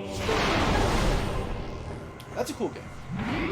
AM2R, though, another Metroid 2 remake by AM2R is the best fan game I've ever played. It is incredible. It is probably the best 2D Metroid game. Like, I mean, Super Metroid's in the race for sure. It's totally fun. Super Metroid. So get this, okay? Let me put this into context. Super Metroid has almost as much atmosphere as Metroid Prime P1. A 3D 2002 GameCube game. That's again first person. It's fucked up. It's so fucked up. That game, oh man, the last boss fight in Super Metroid is so fucking well done, man. So fucking well done. It's crazy. The music. It's actually a remix of the music of the last area of Super Metroid. Oh, and look, there's a big closer. You gotta get, oh, these just fucking dodge and fire. They fart. They go into their shit. Okay, we have lots of fire. Here we have just jump a lot.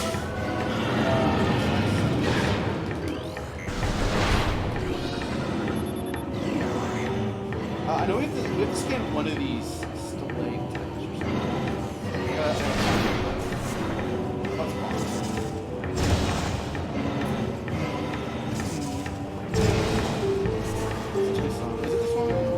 Oh, grapple is a research as well. Maybe this Prime 2 again. Motherfucker. Or maybe you have to have the grapple.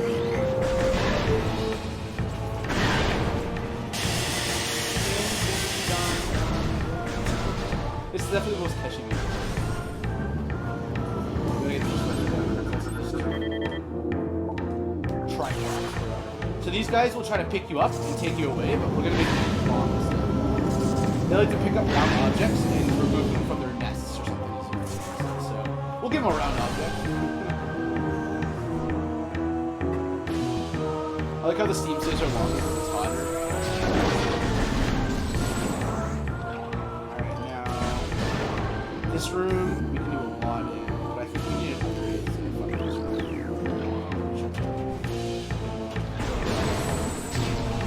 So we can start. There's one that's cracked or something. So, oh, it's in here.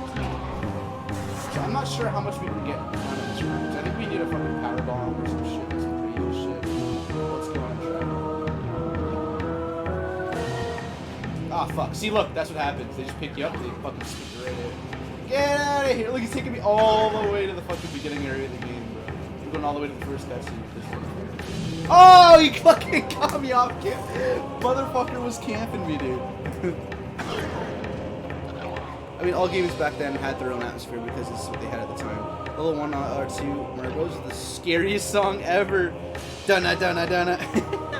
So it's real loud in your heat suit now. Oh my god. It's okay, Other M, man.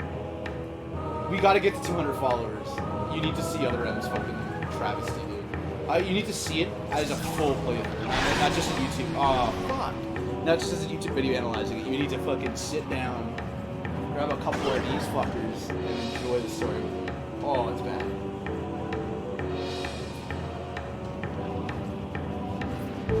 Fuckers are actually harder than any boss I've fought so far. I just gotta, like, keep keep my distance and do what I was doing. Spawn camp.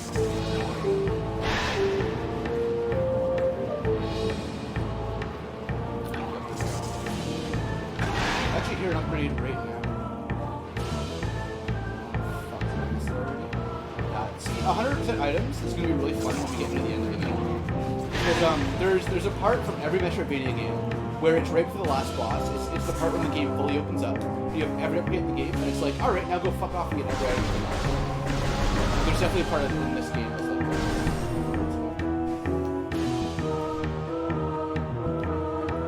It's super dark. You know what? I'm going to be honest, I think my capture card makes the game dark. So I apologize if this game looks really dark. I don't know if there's a way to fix that. That is fucking dark. The game's usually not that dark. I could probably crank the brightness on just this game. It's so cute.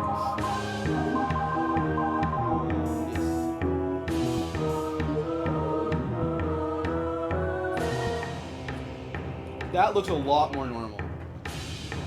That looks a lot more normal, dude. I will not fucking anything else visually by doing that, but I think this is what needs to happen. Yeah, this looks way more natural. I apologize about it being so dark before. It could even use a bit more. Fuck me. Either that or it's starting to fuck with the camera. Whatever. We're not that far away from it. That is so much better. Because we're in a volcano, it's supposed to be dark. It's not supposed to be that fucking dark, you know? Like this is the darkest that a room gets, pretty much. Wait for the red to go away. And it's already pretty fucking dark already, so there's no way it was gonna get... Yeah, that was way too dark. This looks way better. Thought that was fucking you guys over.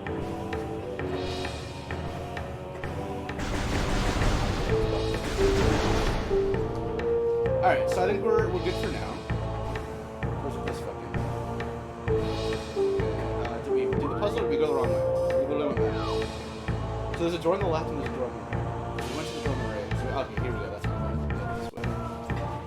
The farther we get into the game, the less I know about it. Because I don't have that repetition of being 11-year-old replaying the game fucking actually more like 30 years old. Yeah, who has any memories like that, where you didn't have a memory card, so you had to I heard it was actually really popular with people who played FS games the first PS game. They just typically didn't have memory cards. So a lot of them just kept replaying the first bomber mission, which is kind of cool.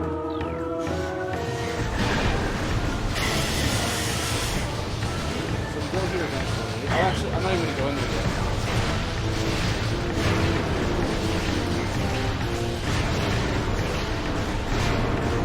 What I'm doing is actually like easy but complicated. So you have to press a missile. So here, I'll show you that. We have enough missiles now. So this is me spamming the missile button. And here's me doing a hack with it. Notice how I can spam them? So what you do is you shoot a missile and then you press the beam button. It close it right away and you can shoot another one. So that's what I'm doing when I'm kind of like focusing on doing that. I'm like YA, and in like a certain rhythmic time. That it seems to only work when I'm locked on. I can't seem to do it when I'm not locked on. But in this game with lock on, just like a bit at a time. A lot of my favorite games have lock ons. It's interesting. Maybe I'm bad at aiming.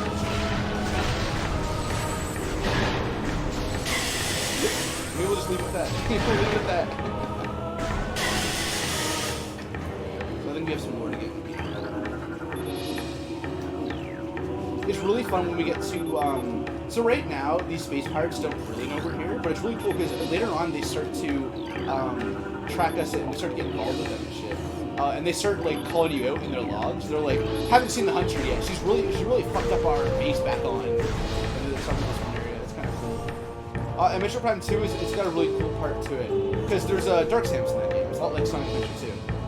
Oh, you want to see... Okay, so you know how I taught you that bomb jump really quick before? So here's it in its entirety. If I fuck this up, I fall in lava. It's because I haven't finished my Sonic Adventure 2 story.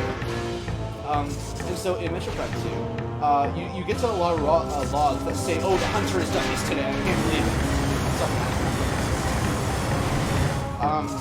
And she's like, why is the hunter wearing black armor this time? That's so weird of her. And they're basically just calling out dark stamps. It's a lot like Sonic Adventure. It's kind of funny. noticed that they're kind of cute. With lots of text too. No, I only lose my brain cells for everything wrong with insert video game here. Ridley's too big. We're that old now. Oh, Ridley's too big is now not a thing anymore. There we go. See, all I have to do is like actually pay attention to the game. So the pattern is always bomb, bomb, bomb, bomb, bomb, boom. We get the ninja tank. And if you fuck up at any point in that bomb run, you actually just fall straight down. Luckily, we know how to do that, because otherwise the game would be impossible 100%. Okay. This is my favorite area of the whole game. This is my favorite area of my favorite game on my favorite console, with my favorite people. And my second favorite beer. So my beer choice was off, but... Alright, boys. Grab your butts. Grab your popcorn, grab your snacks, grab your tea, your coffee. I know it's like fucking 11:35 p.m., at least where I am. But, you know, relax. This is gonna be a really fun part.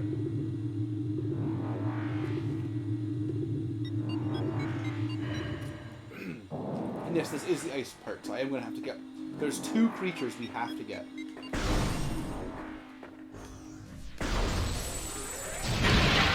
So you actually can't enter this area without the charge attack, the charge beam.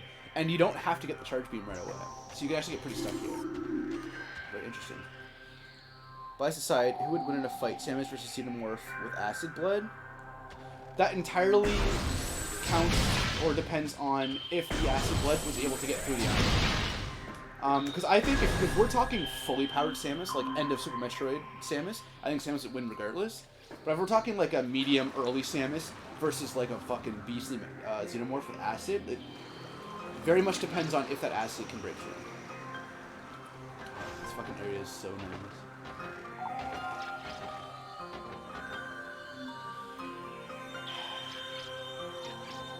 So nice. We got lots of scanning to do in here, so we gotta get these fuckers. A flicker bat.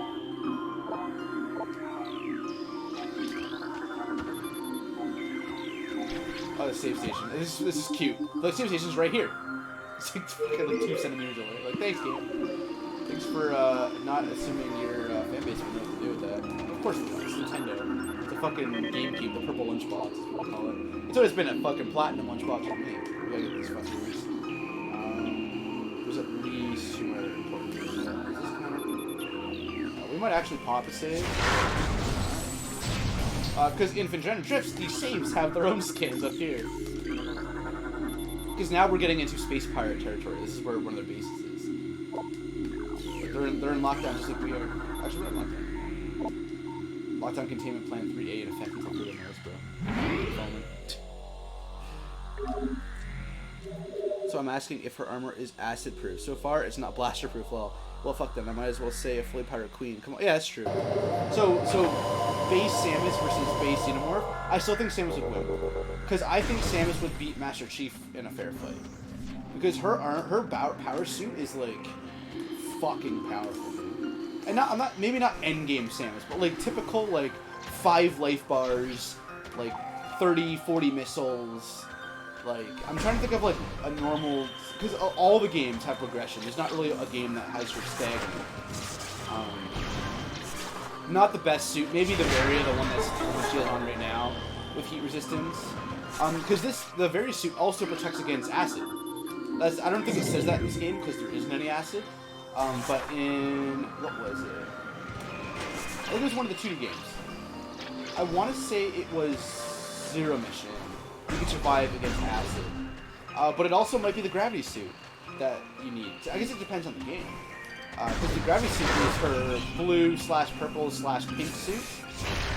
And that one actually has in its description defends against acid. Because the one she has right now, it does. But it's a lot like Halo. You see, my life bar isn't actually the integrity of my suit. The life bar is how much shields I have left. So technically nothing can get through the shield, it just depends on how much shield you have. I still think Samus would win in a fight, and that's not even biased. Then again, I think Doomguy would have fucking... I think Doomguy would have a lot of trouble, but I think Doomguy's fucking crazy. He's really fucking crazy. His guns don't even need to reload, bro, like Master Chief. Because her guns are basically... And she's gonna have the ice beam, she's gonna have the ground control, she's gonna have the fucking more ball bomb. Like, watch Haloid. Haloid is how Samus would fight. Straight up. Besides the fucking weird dance at the end, they kiss you. Watch Haloid until the fucking bomb explodes at the end, and then fucking talk. That's how I think a lot of, I think that's how Nintendo and how a lot of fans would assume Samus would perform. She doesn't have every upgrade, but she has enough upgrades. And she's also, like, infused with DNA and shit, so she got a little extra power on her. Because even without her suit, she has a decent fighting capability. Without her suit, though, she would definitely have to run away.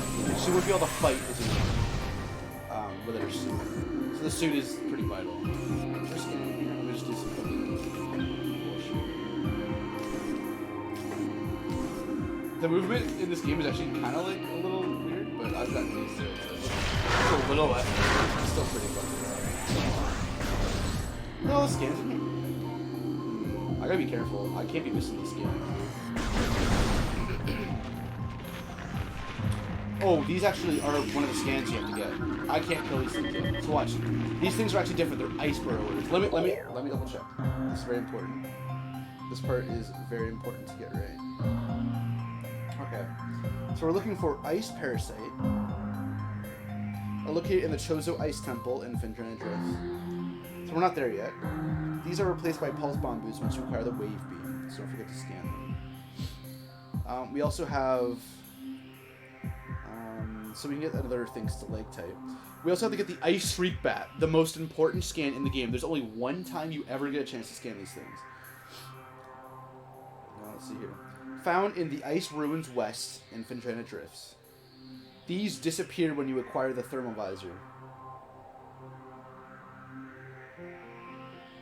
Okay, so Ice Ruins West. Very important. We check the Ice Ruins West. Ice Ruins East? Okay. I think we're like right about to go to Ice Ruins West. I'm so glad I checked. Okay.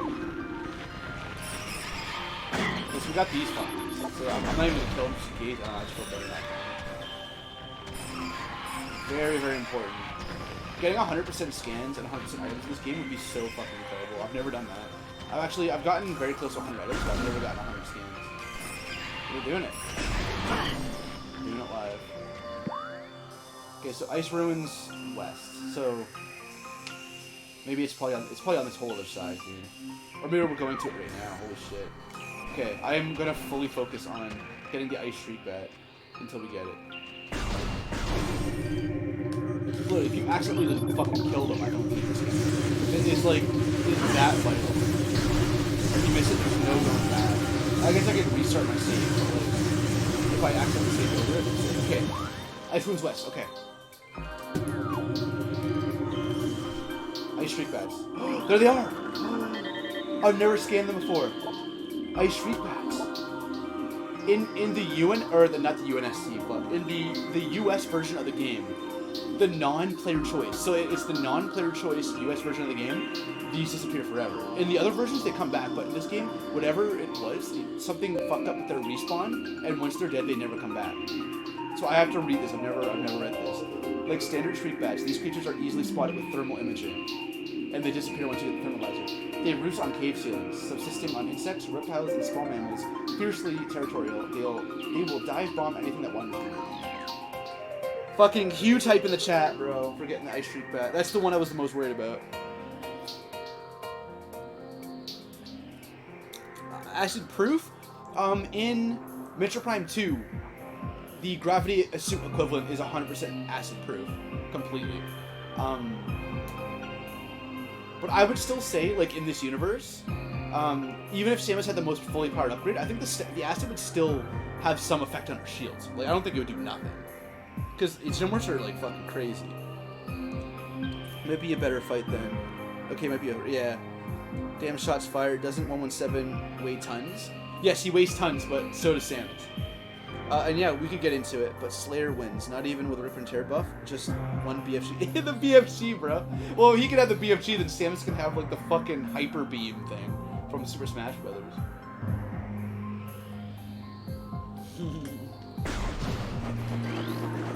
You'll see by the end of this game, how stupid powerful things are.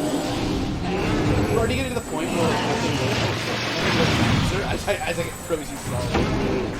I'm so happy with this Batman. This is my favorite game. I've played it fucking all the way through like 20, 30 times. I've owned it since like 2003 or 4. And I've never gotten an extra Street Bat. That's crazy. But we're not done. We still have to get Ice Parasite, I believe it's called. So we got the Ice Burrower. We need to get an Ice Parasite, but I don't think we're in the area where we get that yet. I think that's in that blue door on the end, on the top there. At least I fucking hope it is. Or else I'll just be skipping them right away. Well, it's an upgrade. Fuck. Another problem is a lot of the upgrades you can't get until you get more other upgrades. Oh, I can't believe you got the Ice Street Bat. I don't know why I'm so happy about that. Then if you look on any forum of people trying to 100% log the game, the #1 thing that people talk about is the Ice Street Bats. Man, they're like, oh my god, those Ice Street Bats. I can't believe it. Because once you miss them, you're just fucking... just delete the fucking... Throw your memory card out the window, dude. Only way she will lose if it's CQB. Fight. Inner jaw breaks through anything, and if Samus kills it on top of her, it's martyrdom. Yeah, open field, Samus will shoot it to death. So they both weigh the same, but 117 is slower. Well, yeah, because 117 has been augmented, but she has Chozo DNA. If she was a normal human, she'd be fucking... Even at Metroid Prime, she's very tanky. Like, she moves like Link. Like, she moves like almost like a Resident Evil character. Because all the movement is done with one stick. So this is left, this is right, this is up, this is back. And so you have to, like... If you understand, like, the fucking movement, I don't know how to talk about that better, but... She would be much slower. And actually, there are a few moments where her suit gets stripped, and she's way fucking faster. That's why she's so acrobatic in Smash and shit. Because when she loses her suit, she loses all that. It's like Piccolo taking his fucking weighted armor off. Now, I could see Master Chief weighing maybe a bit more, because his suit's a little more, like, it's a little less streamlined, you know? It's a little more, like, bulky and armor-like. And Samus is a bit more, like, streamlined and meant for, like, acrobatics and shit. Well, we probably upgraded it. This part is gonna bring it back. So, Tony Hawk's Pro Skater 1 and 2. But we got the game early. Let me show you what I can do. Ow! I started over.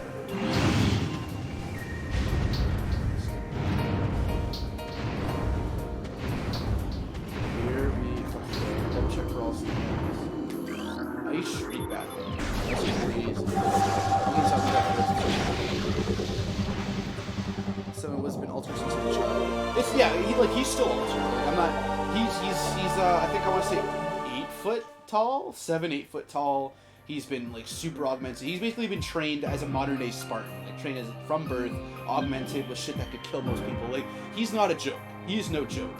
But Samus has straight up like alien DNA in her. And not to sound overpowered, but her fucking acrobatic shit, her fucking jetpack thing, some of her upgrades are stupidly fucking beastly. Like grapple hook and shit. Like Master Chief is fucking powerful, but at the end of the day, his power suit is a power suit. Like it's basically her power suit is like equivalent to like Mega Man fully decked. I don't know. Like I think Master Chief is more in line with how Isaac's armor operates. It's a protection. He doesn't do a whole lot more. I guess Isaac's not even a good example because he has like the thruster pack. But I think Master Chief has thruster packs too. I'm just gonna I think we got all the but yeah, her suit's like a fucking like battle tank. Now we have to get the ice parasite. And to me, it's kind of overpowered because Samus is like the Superman of superheroes. Like she's just like, but for battle armor people. Oh no, we have to go all the way back to Chozo or Talon World. Because she just has a lot of like just really broken shit, just straight up. I always feel cheesy saying Samus will win the fight because like she's just so fucking overpowered. Although Doomslayer has his own fucking cool ways to do it. See, I think Doomslayer's got way shittier tech. Most of the time, shittier weapons, except for maybe the plasma rifle. Oh, this is so cool. We'll let this roll.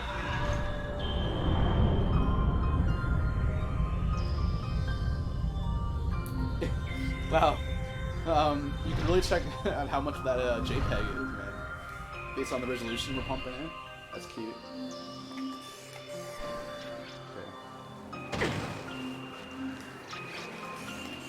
upgrade, like, right in there. Use any else.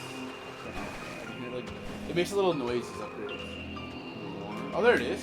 Oh, I've never seen this. Is this a plasma beam? Yeah, we need a plasma beam for that. Yeah, she's got ice beam, wave beam, plasma beam, fucking missile, super missile, fucking flamethrower, like, stupid kinds of shit. Again, that is endgame, so I guess it doesn't all count, but fuck. Doomguy endgame would be fucking unreal too, because he'd be so quick and get all the fucking craziest guns. But Master Chief endgame is the same as Master Chief beginning game. The most he gets is an upgrade from Mark 5 to Mark 6. Don't get me wrong, Master Chief's fucking sick, but I don't think he stands a chance against Doomguy and Sans. They're in a different league. Maybe against it could be Plasma Sword or Gravity Hammer might do the trick. Bubble Shield for long range shots. Yeah, like if Master Chief is like coming in with like some fucking full armory, because if he got Energy Sword, it would change things quite a bit. I think it would just depend on if Energy Sword could cut through it. I'm trying to think of a moment where Samus fights someone with an Energy Sword type of weapon, not literally an Energy Sword. Because I feel like most things in this game push her back and lose HP. So there's no way to kill her. Like, Master Chief can get one-shotted. Samus, I don't think can ever get one-shotted. I'm struggling to see Samus being just straight up cut up by the end of the game. It would do her probably good chunk of damage. But she also wields plasma. And she can shoot plasma. I guess plasma rifles shoot plasma. I think Master Chief would need the Energy Sword or Gravity Hammer at least. So yeah, Samus does unless you count her Smash Brothers fighting, where she's actually pretty okay at CPC. She's definitely a long way.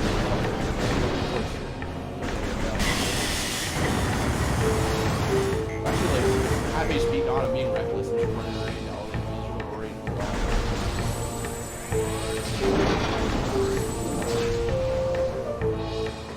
We have to go back. A little backtrack. Nothing wrong with that. A little, classic. So we can't, skip this thing. We can't play that. Ah, fuck. I even laid a bomb, but it, like, barely, like, came out and disappeared. I gotta wait a bit for it to waddle down.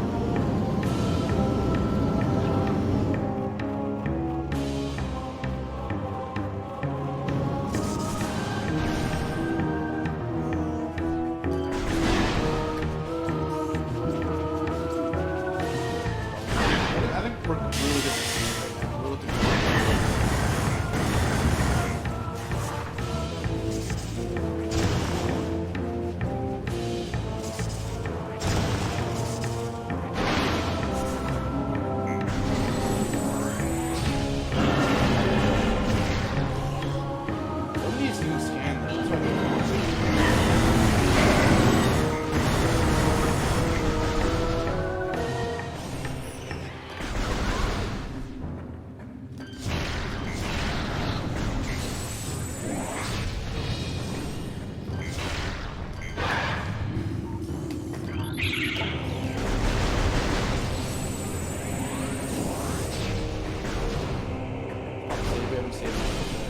we got some fucking very good logs, dude. Oh, we got lots of chat going on. Holy shit, I've been away for far too long.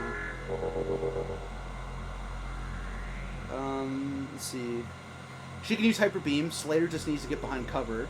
Shoot the BFG in the sky, and the electric tether will fuck. Yeah, so yeah, BFG like wins against most people, for sure. And if you use full power Samus, then I'll use full power Slayer with haste, faster godlike movement, rage. He's got all. Can you even have all the upgrades at once? And the one that gives you invincibility. He's just a normal gun in the universe. Which is the RPG in the universe, a really fucking strong one. So they call it big fucking gun, bro. Metroid Prime, dude. You got it, buddy. Finally connected to the tablet. Thoughts on Fall Guys? Holy shit.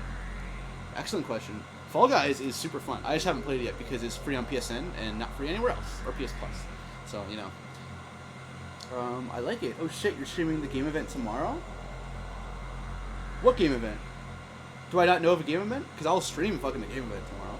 I do have work between 12 and fucking 6 p.m., so I really hope it's after that. Stream is co-starring someone's left arm. Yeah, that'll be Jessica. Little story. It's a story. I hate that I keep walking by. Game music versus fishy voice ratios off. Game too loud? Oh, okay. I did crank it a bit before we started, so that's my bad. I was so into it. Let's go with, how's that?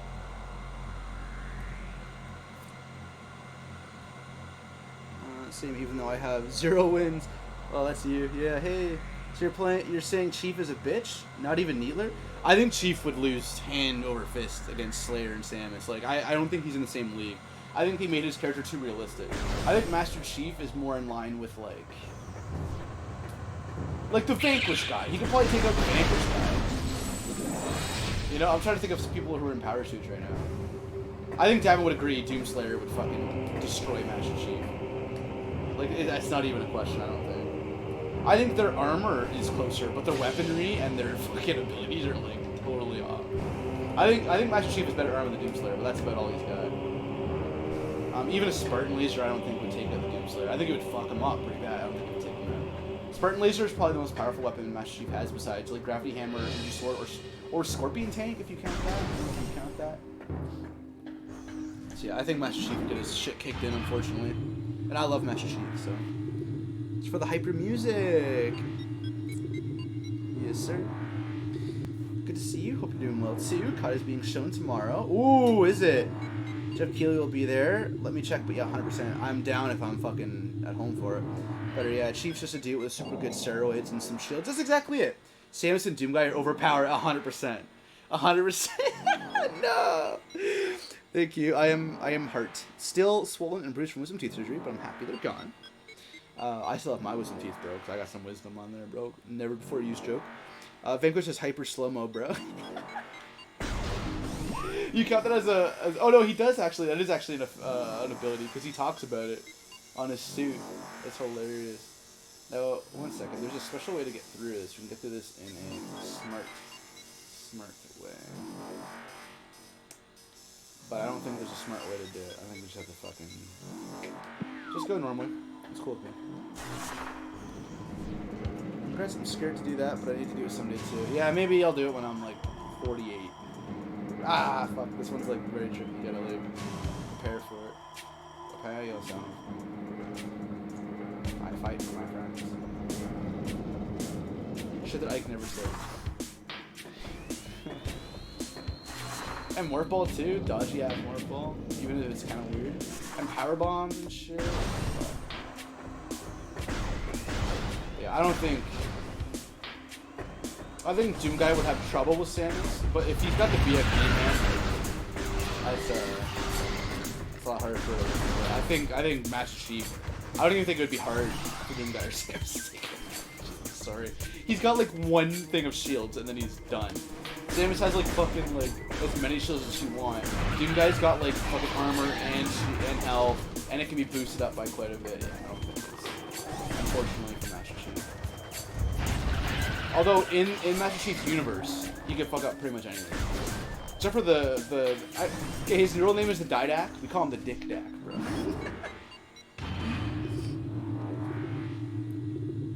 Fucking fine. When someone activates a Halo, I'm already done. Okay, if he's got the Halo, then fucking Samus has got like every gunship she's ever owned, the whole Chozo race, all the Galactic Federation, bro. That's funny. Better do it soon while you're still young. True, because for 6 days eating nothing but soup and boring mush. Rather not. Same. So kind of biased, but Sam Jetstream wins. 4 fucking guns in 1. We'll shoot Chief so fast that he will have extra time to have his smoke afterwards. Oh man, the Dick Dac. That was hard not to laugh. The Dick Dac. Okay. I had to anyways because my teeth were back. Yeah, I mean, he's way more mobile. But Vanquish guy's got way weaker armor when he gets shot. Like, he gets fucked up when he gets shot. All the music. It's really cool. When you return here, after playing the game for, I guess a normal player would have taken like 4 or 5 hours for this, the music is more triumphant. Because now you're not scared of the world anymore. You've now beaten it. It's so cool, dude.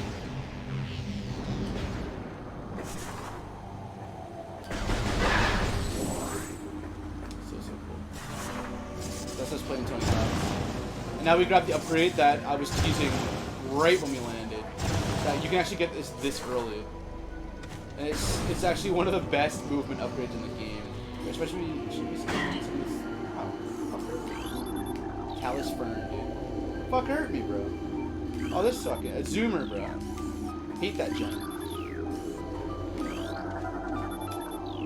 Not identify lightsabers. Actually, this is a foreshadowing. So look at this. We've returned. There's been so much content since we've been back here. It's so cool.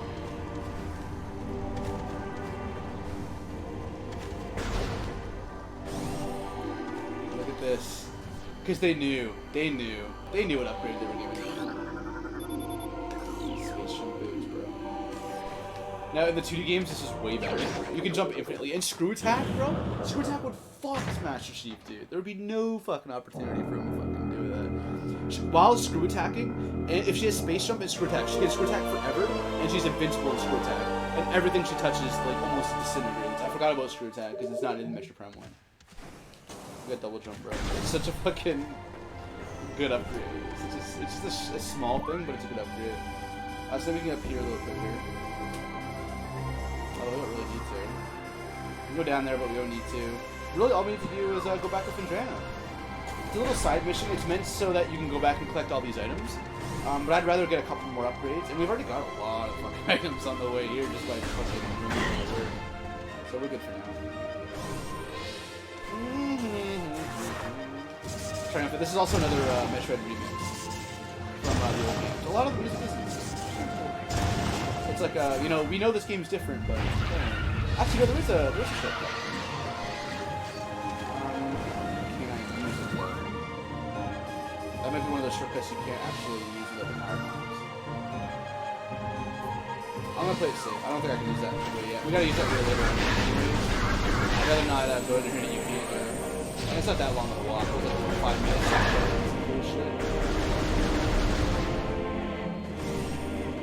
James wins if it was level 1 from Doom 1. That's fair. It's a good thing being Chief aimed down sights, right? Oh my god, aimed down sights. I resubbed and nothing happened. Cries. Glad I can use it again. I have the alerts on, man. They better be fucking popping out. Here, let me test it.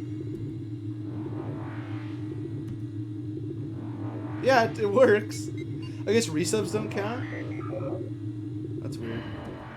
My thing's fucking yelling at me. I know where I'm going. Where activity analyze. That's really gonna get this. We're just gonna get rid of it, so we gotta hit it. Even forgot the slide boost. Yeah, his armor is shit, but that's why he will zip around from cover to cover. Even gives him slow-mo when he does that. Game's about fighting robots, so he has EMP grenades. Yeah, I think just from thinking about how Chief can't even take cover really, like he can, but like now I think he get fucked up pretty bad. Honestly, Chief's a lot weaker when you really put two and two together. Chief's strong in his universe, but he gets fucked up pretty bad in a lot of other universes. Okay, fucking this kid's done, dude. I can't handle this kid, dude. Get off the half plate.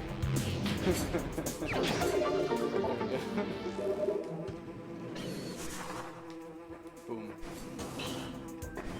We can get there, so what's the quickest way?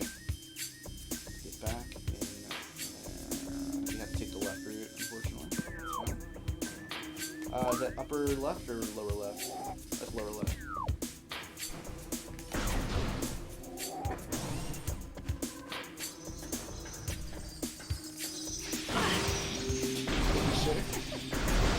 Oh, we can kill these things now. Look. Dad, I'll make the joke I made last time I was here. This is what the government's doing to you guys. This is what corporations are doing to you guys. This is what the teachers are doing to you guys. Open your fucking eyes. Oh, we can get upgraded here. Now we can start doing some upgrades.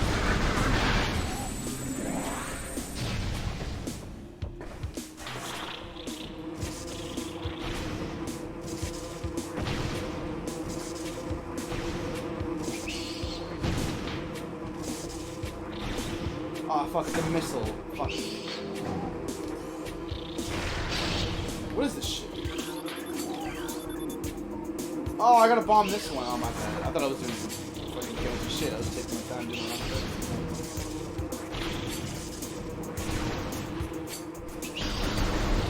These bees, bro. Oh, God. Hopefully there's a limit to how many will spawn at once. So even if you don't destroy the nest, we'll be mostly okay. We gotta get all these bad boys if we're gonna get 100%. And this will also help a lot of the boss guys coming up. We'll just fucking steamroll. Yeah, in this game, she gets up to 255 missiles, bro. Can you imagine 255 missiles coming at you like this? Each one as strong as a fucking rocket from Master Chief, bro. Come on, bro. That was more than, that's all of Master Chief's entire fucking rocket arsenal right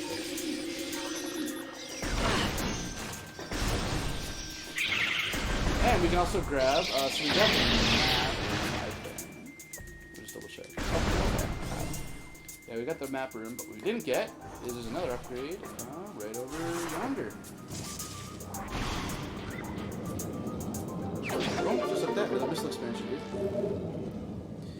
We got lots of content here. You're bopping some code, bro. Bop that code real good, man. Do it for me. Dropping the emotes classic. He has an ADS, inaccurate as fuck at range. Oh, true. Only sniper and BR and shit would be any good. Music is dank in this game. Halo ripped the shit off this game for style, I think. Yeah, we were just talking about games ripping off other games. What do you think about? I know you're not a huge fan of Doom 2016, Davin, but what do you think about Doom 2016 taking some inspiration from Metroid Prime 1 and 2? Just the Metroid Prime trilogy, I guess. Would you agree with that statement, or do you think they just straight up their own thing? Because I'm under the impression they took some cues, like small details. I think with that. Before Doom Guy went to Godlike status and yeah, 16 and Eternal. He stayed in a fucking hell in the ending of Doom 64 because he knew they would keep on invading. So he stayed there fighting for the rest of his life so humans can never die from demons ever again. Most badass ending in a video game ever. Go down fighting forever. Yeah, man. The making him a demigod ruins that, though. Because before, he was like this badass fucking, like, wow, he's just a human, he's doing all that. But now he's a demigod, I'm like, oh, okay, well, fuck. You know, like, it really, like, Doom Eternal immediately pulled the rug out and said, like, oh, by the way, fuck you. It sucks. Really too bad. Now we use this hallway, so I lied. We use this hallway at least one time. I definitely think I could have gotten back a faster way, but we got a couple upgrades. We had to come back. We gotta go through the whole map and scout it again after this to get all the upgrades. And boost ball and shit. Boost ball does damage in which comes in multiplayer. I don't know if we're using that as a fucking way to turn the yeah. Halo 1 came up before Prime. Chief loses to Locke in the oh my god, dude. There you go. Chief loses. Chief's fucking visor cracks from a Spartan 4 punch, and he's a Spartan 2 who has been augmented, has way better armor, way more expensive shielding, fucking not even a Cortana AI, but that's his only downside. Filled with rage, and a Spartan 4 who was fucking he was just a normal dude until he was like 40. So a Spartan 4 should literally not even be able to move a Spartan 2. We're talking Halo lore, bro. Spartan 2s are the cream of the crop. They're better than everything. Sergeant Johnson was a Spartan 1, or his dad was a Spartan 1. I can't remember what the lore is. Spartan 1s didn't even have armor. They didn't have special armor. Spartan 2s were when Professor Halsey really started fucking with shit. And Spartan 2s didn't even have shielding until they were able to steal it from Covenant elites. So actually, the only reason Master Chief had any shields at all is because of the elites. And then Spartan 3s are from Reach, Halo Reach Spartans, and they're a bit like Spartan 4s. They're meant to be used in squads because they're not. They're okay. They're like super ODSTs. They're like an ODST squad. And Spartan 4s are the same. They're like ODSTs, but a little bit better. You need to have the shielding. Because ODSTs don't have the shielding. I don't know, they did in Halo ODST, right? I think that's just for balance. I didn't get to Halo lore. That's why I hate Halo 5 so much, because it ruins all Halo lore. Kills all lore. You know that they made fucking Master Chief sorters that Agent Locke would fucking be equal to his height? Master Chief should be standing, like, on the game case, Master Chief should be on the top left corner, and Agent Locke would barely be able to fit on the bottom right. It's so disrespectful. All the lore. All the fans. That means so true. That's the one thing we can do. Is hit that.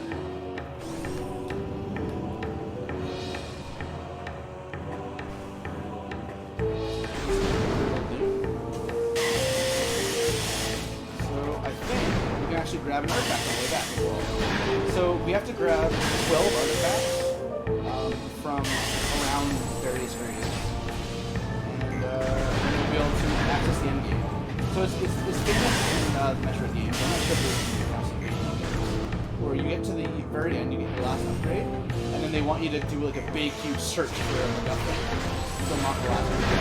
And at first I used to hate them because I was like, oh, I just want to get to the end of the game. But then I realized if you play it smart, you can get like a shit ton of them before you get to that point. You can probably only get half though. I wish you could get like all of them before you get to that point in the game. But they really want you to have the last like 2 or 3 upgrades. Actually, you can just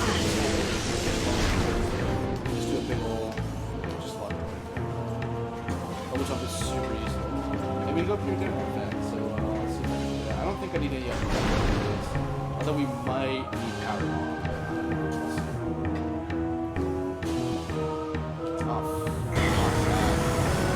Fucked up. I'm blaming the controller.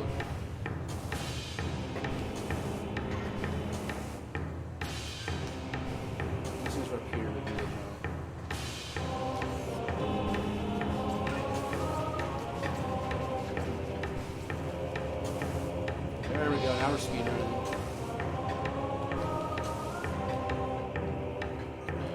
Some possible skills. Oh, this is research. That's a lot. We'll go here, exactly.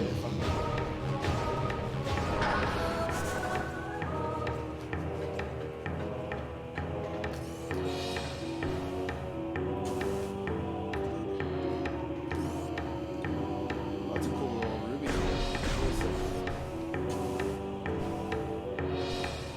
I still get blown away by the graphics in this game. 2002, 18 years ago, bro. In the amount of time since this game came out till now, someone could be fucking legally an adult. And the entire human life gone through every stage of its growth. There's artifacts. Alright, I want to say this one is the artifact of sun. No, it's not. Artifact of strength. I wouldn't have gotten that. So we got the artifact of strength.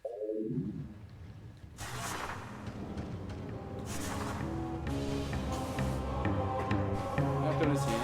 Because you can do it in the 2D games. You just can't do it for this once.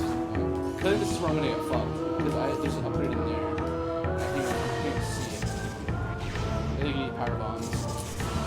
Fuck myself. Yeah, I have to come back here anyways.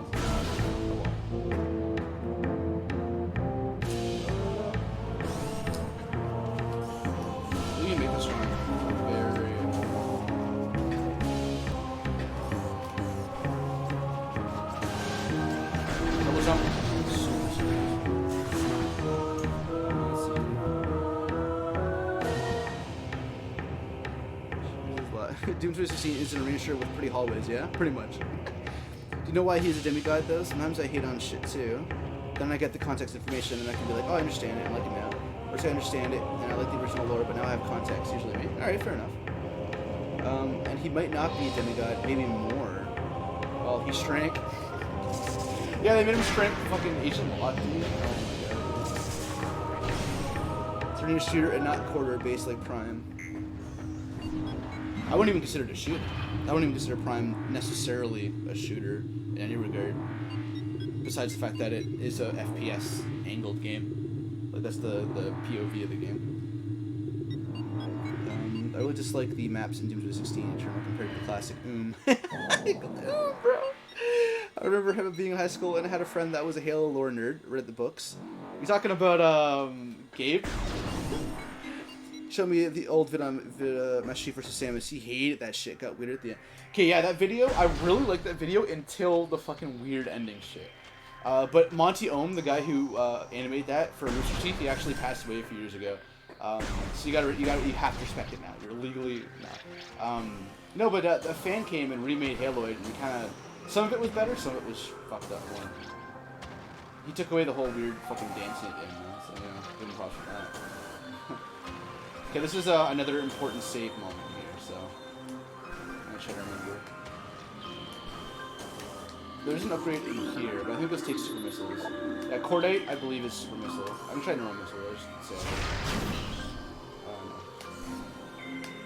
Yeah, and there's something actually up in that tower. I think that's what that is going up the tower. I'm trying to keep track of all the items I have and what I don't. It's very important. Okay, so it's very important that we get this.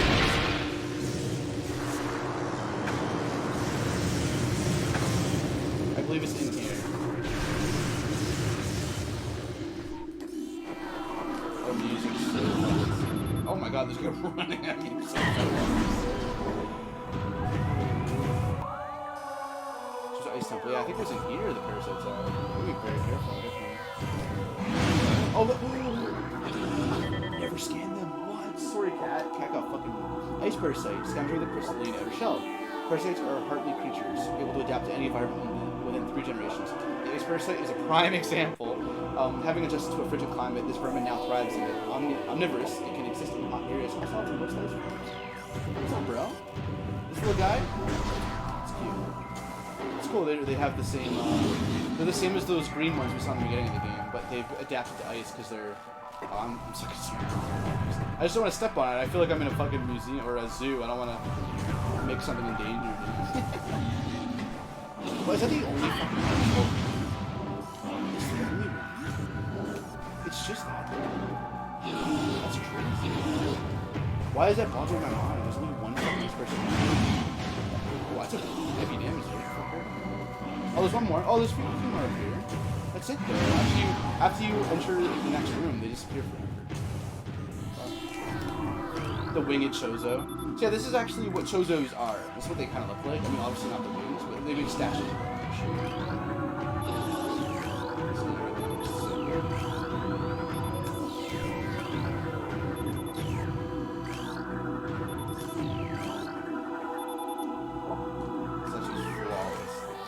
Sorry, wait 1 second. Sashi is flawless. Sashi is flawless. Sashi is flawless. Shaman. Several stretch factors can be seen. Brimstone. Yep. That's the one.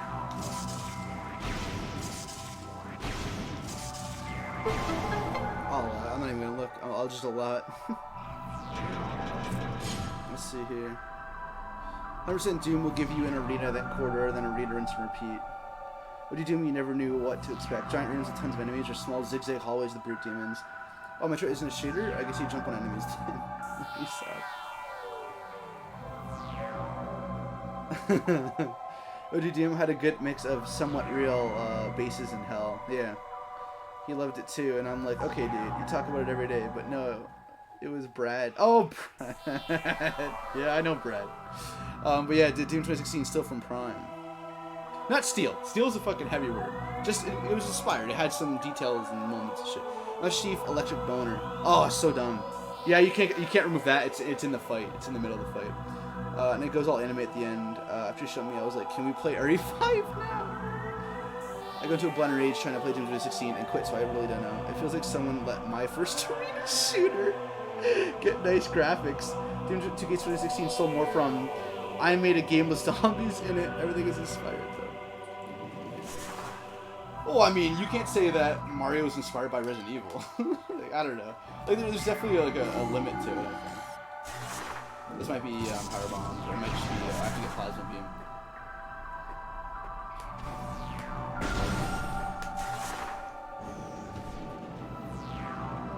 Okay, oh yeah, this we double bomb. Maybe that was a bad example, but like my first Barbie rodeo was inspired by like fucking Uncharted 3 or some shit. That's a really extreme example.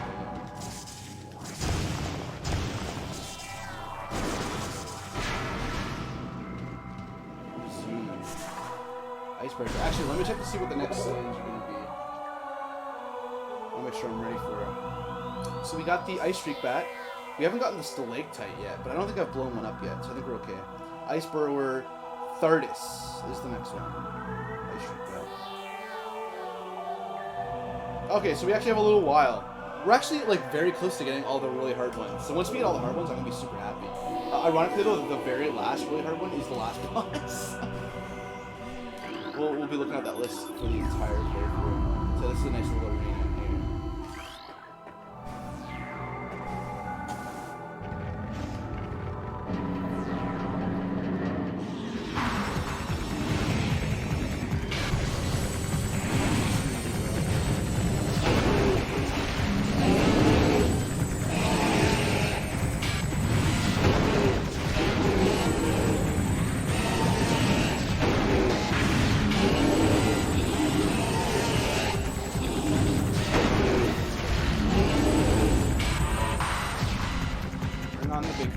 That's the one we have to see.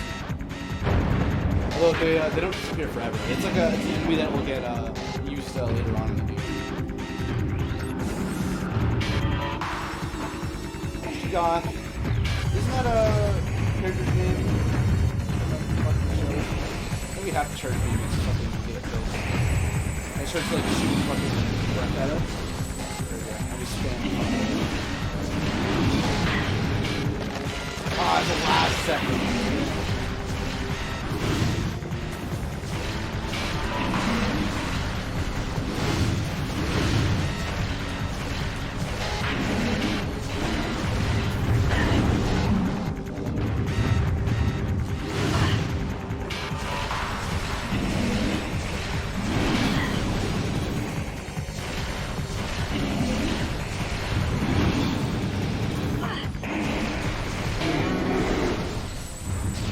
It's a lot more misses than I remember.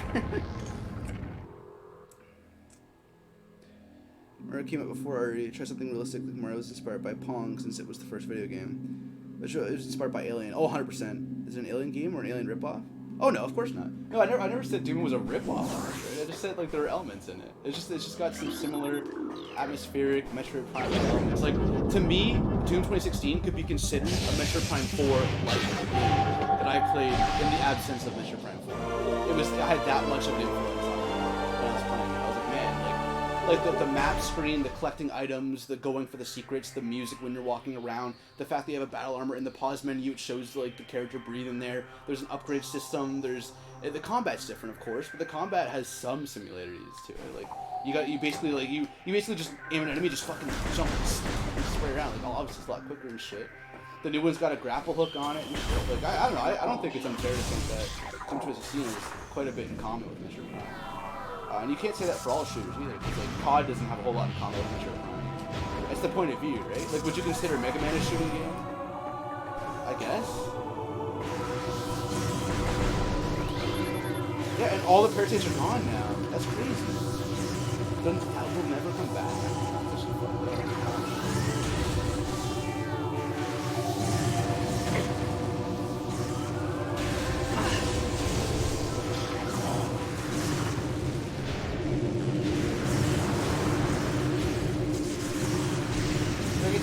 Mega Man would be like a platformer shooter,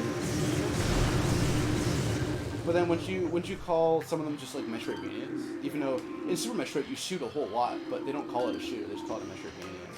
It's more, I guess, because the point of view. It's all about the point of view of the game. I don't know. Because GTA wouldn't be a racer, it'd be open world, even though you could argue that there are parts of the game that are like, especially like on the online races where that's all you do is race. I guess something like that. I don't think it matters if it's a ripoff or not. That was the OG Dooms too. Infinite Warfare does though. Oh my god. Even then I would argue. I mean, it's got some interesting... It's got sci-fi in it, I guess. I guess that's the issue. Wait, so we got the new wave beam. I'm actually... Oh yeah, we gotta go. I'm starting to get to the point where I have to like actually put thought into where I go next, and it's not just like a simple. I go here. I go here. I actually have no time to drink any of that beer. It's actually a very good beer for alcohol. I'm not an alcoholic, but it would be really good for. Now I feel like I'm admitting to it. I'm not. There we go. Oh, there we go. There's the fucking door. And I think it takes us to the cool section of Finger Andrews. We have to fight Thurdus soon. Thurdus is really cool. Thurdus is this big giant rock monster And apparently there were reports that Thardis was supposed to be made in the volcano level to make more caverns where we used to be. But then some sort of time constraint happened with the project. And so they didn't know where to put him, so they just put him in an ice arena. They're like, okay, you fight him now. It's really cool. Did you actually see some cool inspiration of an ice area, or a fire area?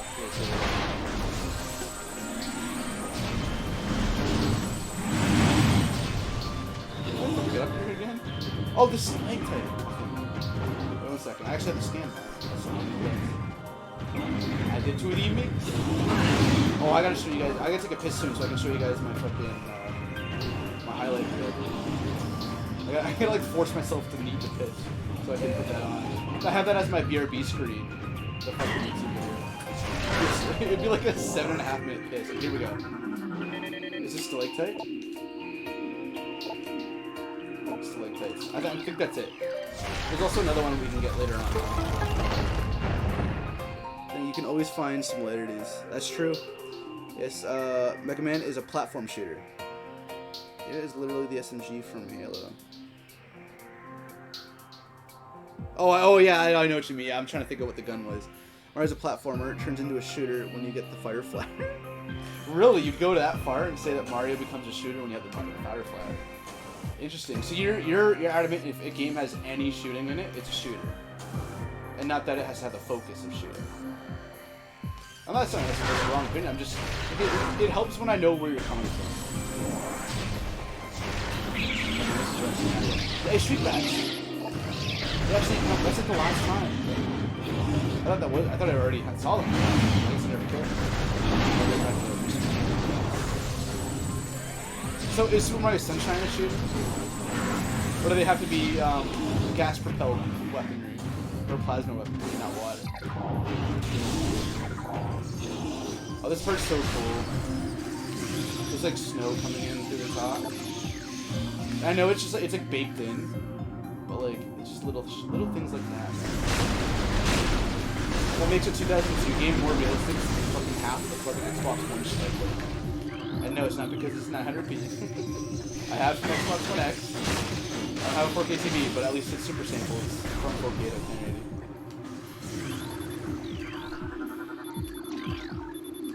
Make sure I got all this shit. Oh, we're getting up to the horror part of the game. The part that decides to go a little bit horror. Oh, that's cool. I'm looking very excited about it. See, it's not that I actually do look excited. I have to tell you guys, I'm looking very excited. This part can get a little dank. Because then we have to do this like twice, I think. And the music's groovy. This is really cool. Playing this with a headset, you get to hear a lot of like weird, interesting instruments that I haven't heard for a while. For sure. But then, oh, there's a whistle? I've never heard that before. That's really cool. Okay, so I want to go for the upgrade first before we finish this room off.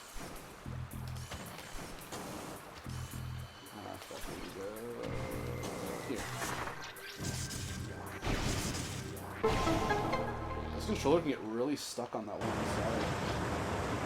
Oh man. The controls just kind of got melted on it, which kind of sucks. Yeah, it's a good controller, just I gotta go quick.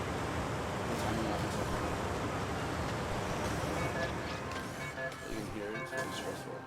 So there's an upgrade in here, I want to get the upgrade. Okay. Big upgrade, big health upgrade. What else would be a video game? Yes, I was gonna bring that up. I think PS2 would struggle with this game. Oh yeah, Xbox could demolish it. I think. Was there anything the GameCube was better at than the Xbox? I know it was better in general over the PS2. The PS2 was better in a lot of ways over the Dreamcast, but there's a certain few things the Dreamcast had that was better. I think there's like very few, but a couple good, decent things about it. And the Xbox is the scene. This generation is my favorite to talk about. The Dreamcast, Xbox, PS2, and Game Boy generation. It has most of my favorite things on it. I can't say all, but most of my favorite things. It's Super Mario Sunshine. That's fucking. You beat that whole game, bro. Wait a second. I gotta have time.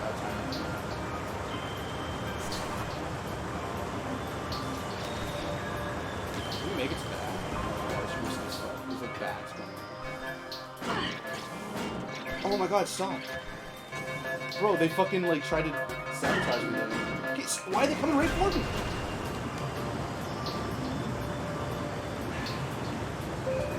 I'm gonna refill it.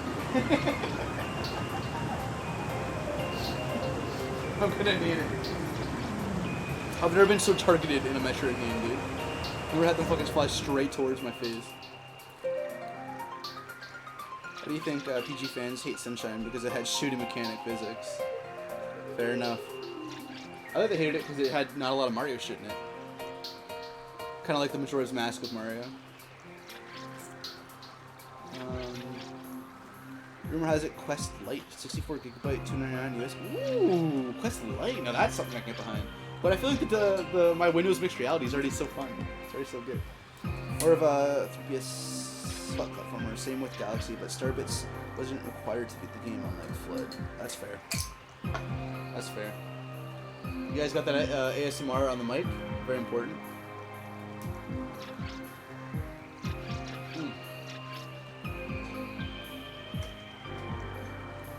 This is a really old controller. Oh yeah, you definitely heard that.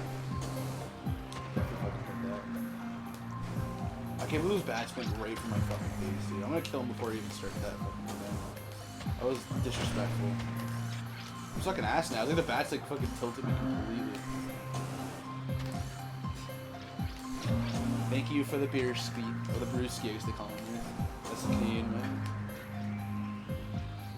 The brewskis, dude. Wow. I'm Owen Wilson over here. Did I get these things? Fuck you. Ooh, sorry, Robert Pattinson.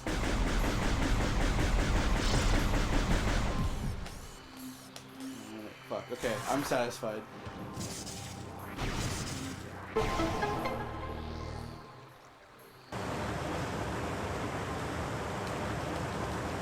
A bing bing bing bong. I just keep looking at Master Chief in the corner of my room though.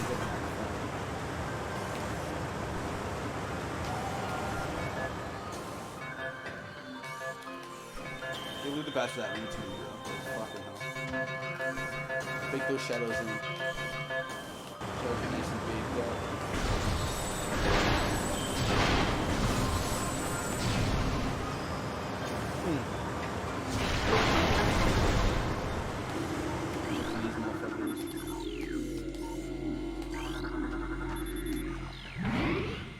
There we go. Save that game. Not like a Mario game? You mean OG platforming? Oh. I guess that's why they call it the Super Mario 64 category. But even then, when they call it the Super Mario 64 category, they don't even count Galaxy 1 and 2 in there, for the most part. So it really depends on your definition. Because everyone has, like, everyone's trying to find categories, right? Genres of themselves are kind of like... There's only a few cold, hard truths of it, right? You gotta have to, like, pigeonhole a lot of things into it. Or create new genres, like Metroidvania. Or before, it would be a platformer. But because it's Metroidvania, it's Metroidvania. This is the new... Alright, so here's the horror part of the game. The part I think, you guys are like, oh, hello, they fucking raped my face. So this is a Shadow Pirate. It's basically the first space part of the game. We don't do it. Around me from Ragdoll. I think you can disappear. See you, bro.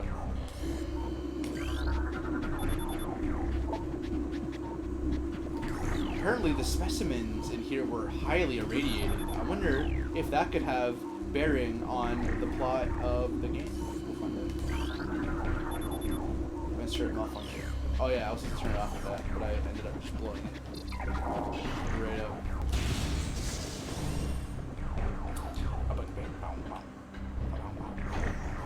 Here we go. The horror section doesn't start right away, it's just this area is the horror section. You got these fucking things.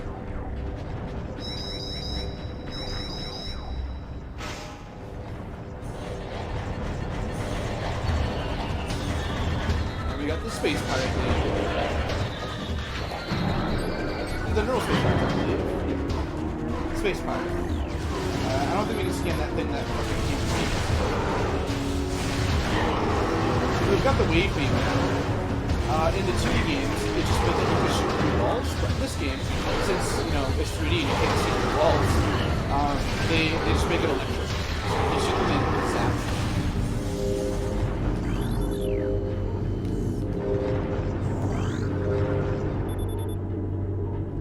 Possible to breach. Is this a save room or a map room? It's a map room. Project Titan specimen. Phazon ore. The word Phazon is pretty important.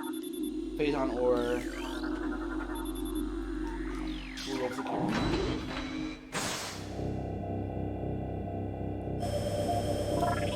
I think we're doing fucking fantastic today.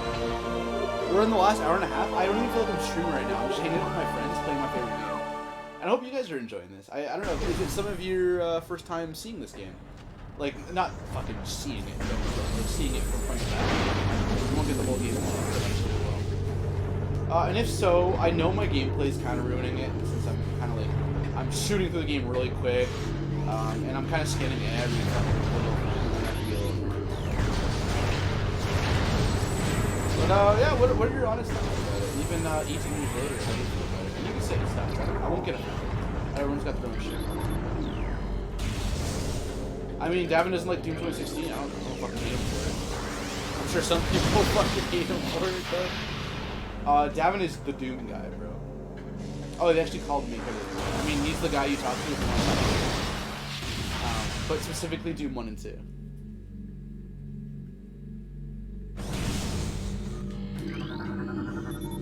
So this is a pretty important moment.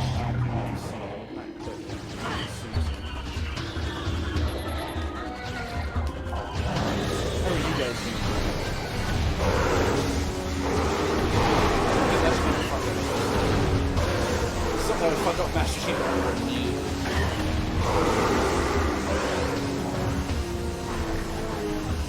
Oh yeah. These nerds.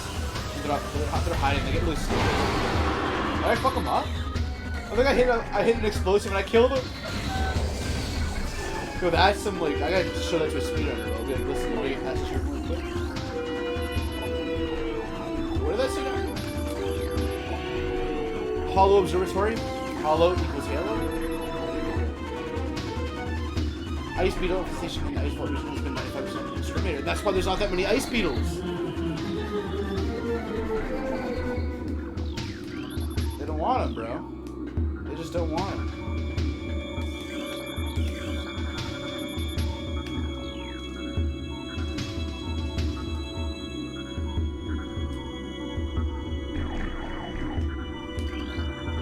We got lots of skins under here. These red ones are all lore.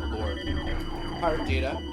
You can read all. These are really cool pirate datas, but I'm in like a fucking momentum right now. I don't want to stop and read a whole bunch of shit. There's a lot of cool shit in there. Now we're back in like these beasts. I think that's everything. Oh, it makes a sound effect again. Yeah, elevator online, dash shit stand. I know not all this is important, but you never know what the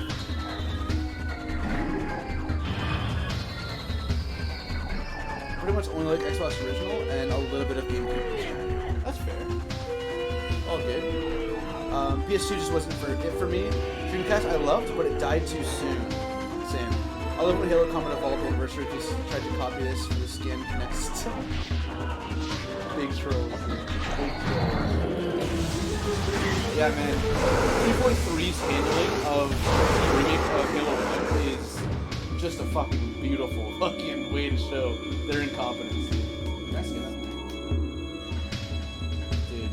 Yeah, Davin's a Doom 1, Halo 1 motherfucker. Oh, no, Davin, do you like Doom 1 or 2? I feel like it might be 2, actually. Okay, I'm just reading all your fucking PC. Really the perfect combination of things to get everybody. It's so good. Still the same audio. There is definitely a better trailer. It might be Prime 2. I think it's Prime 2. The Prime 1 and Prime 2 are both equally fucking. They both have the exact same control scheme. Oh, there's another red one. See, that's what we want. Pirate data, big time. Big pirate data right here. Can we get fucking huge hype in the chat? We've got 50% already? Come on. 2.5 hours in, we've got 50% of all fucking logs. Come on. Doom 2 is best Doom. Fair enough, bro.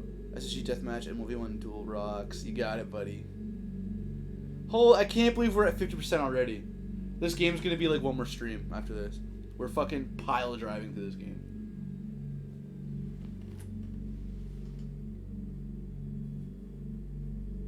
Hello, little kitty cat. My cat's just on my bed, just fucking spread all out. Alright, so we need, is that super missile? That's super missile.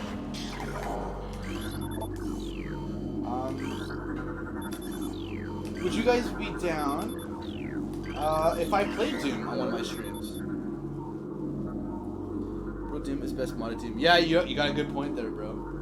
You got a really fucking good point. Pirates Communique. Communique, bro.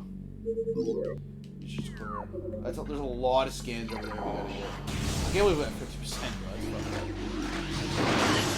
new turret yet?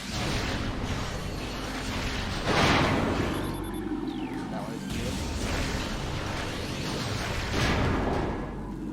We do it with the pirate beam when we get to shoot missiles fast.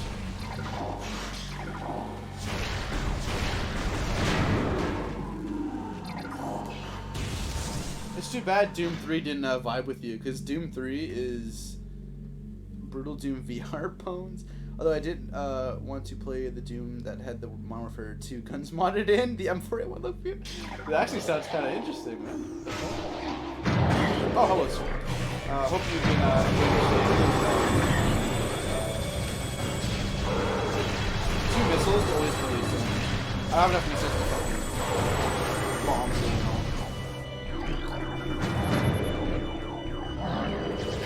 That keeps doing weird shit. Stop scratching your cheek, bro. Fucking pussy cats, bro.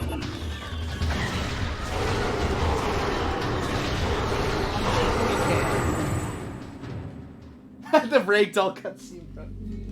You can't get any better than the fucking 6th generation of consoles, man.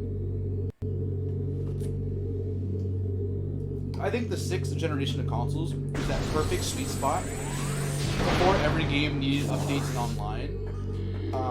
But after the fucking weird 3D PS1 and 64 era, I think it worked out really well. Really like World War II, not World War II. Doom 3 is redeemed in VR. You know what? I actually feel kind of happy you said that. There's nothing better than when a game finally gets redeemed after being hated for so long. That's nice, man. I'm glad you got your fucking redemption arc, bro. Cause like, fuck. I don't know if half of the shit I fucking hate can get redeemed, man. I already know on this channel I'm eventually gonna have to play BioShock. I get that. I don't know if I should put that as one of my follower goals, because I don't want to. I know it's not that bad. It's not Jumper fucking Other M bad. What game did I play first? Kane and Lynch 2? I'll always treasure that fucking excellent gameplay, dude.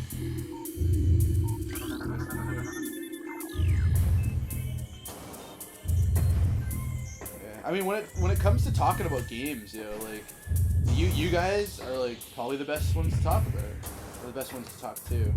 You guys have some really cool perspectives on the games. And I'd rather talk to people that have unique perspectives than the same old fucking Ocarina of Time and BioShock. Sorry, that fucked me up even thinking about it. And the same old, like, you know what pisses me off probably more than any other fan base, dude? The Nintendo fanboys, dude. Like, not like I'm sort of a fanboy, I get it, but like the really Nintendo fanboys, like Pikmin 3 just came out on the Switch. I already own it for the Wii U. I bought it the second it was live. I bought the physical and the digital copy. Kind of fun. You know what I'm talking about. Those guys fucking Because to me, it feels like they're enabling fucking Nintendo's bullshit. And all I want is Nintendo Direct that doesn't fucking have fucking Kingdom Hearts rhythm games on, man. Is that too much? Is that too much, man?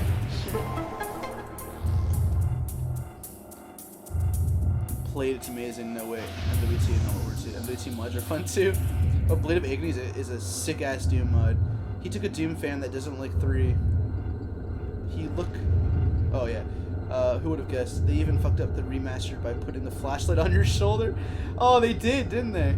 Doom 2016 isn't so redeemed in VR, but it's playable. It has never been bad though. Maybe overrated, but lots of games and movies are that way. Oh, we got lots of angry faces. See, this is where we grab the beer, the popcorn, and we fucking watch.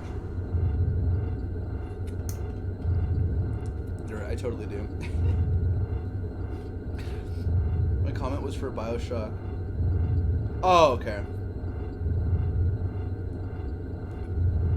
I mean, you want to talk subjective.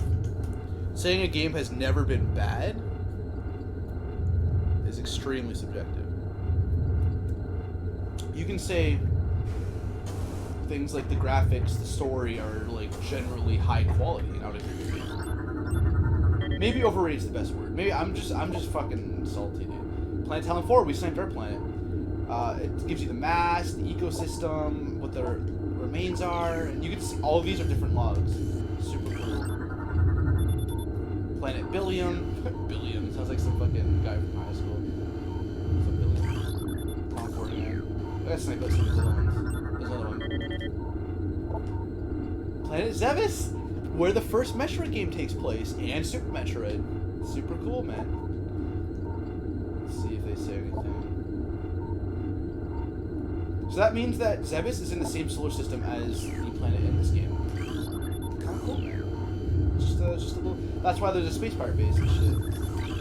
And also why there's something else coming up. Spectabula. Always cool lore shit. Mine too.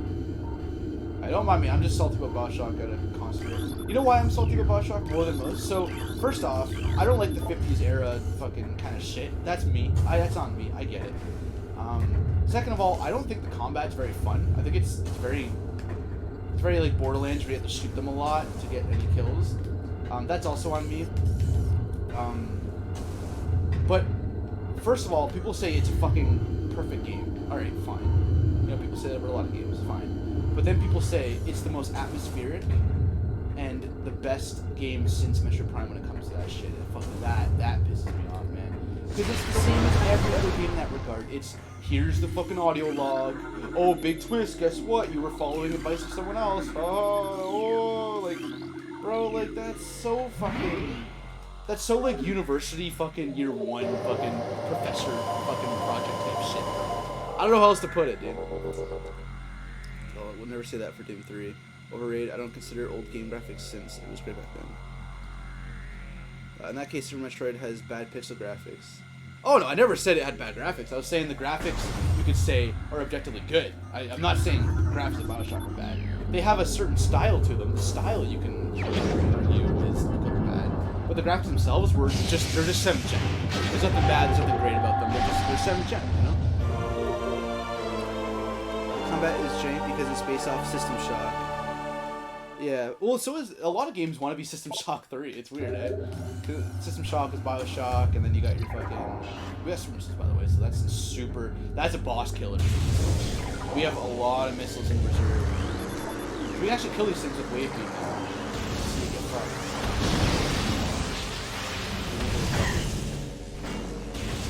I don't remember that from the Wii version. I wonder if they took those little guys out. It's kind of cute. There we go. Loved System Shock 2. Isn't that the best one? That's the one with the scary robot girl. And you do all this shit in the game, and then you get to the end, or near the end, and then like you go to this, and then you think this one guy's been talking to you the whole game, and then it turns out he's dead, and then the walls like break apart, and you see this scary fucking. That's a cool game, bro. I haven't played it. I'd like to on stream, but that's a cool fucking game. Which specific person told you that? What the fuck? Yeah, which game had a fucking twist like that before BioShock, though? BioShock is not Game of the Year for its gameplay. It's actually for its story. Scary Robot Girl. The AI is both System Shocks. Oh, both. Oh, cool. Super person told it. I can't remember. People do compare Bioshock and Metroid Prime a lot. And that doesn't. I mean, again, that's not even objectively bad. It just grinds my gears. That's super missiles. We gotta get this stand. These guys are really cute looking. I don't know. I don't think they're nice. But then there's probably people who hate having Bioshock compared to Metroid. That's on me. Most of the reasons I hate Bioshock are me personally.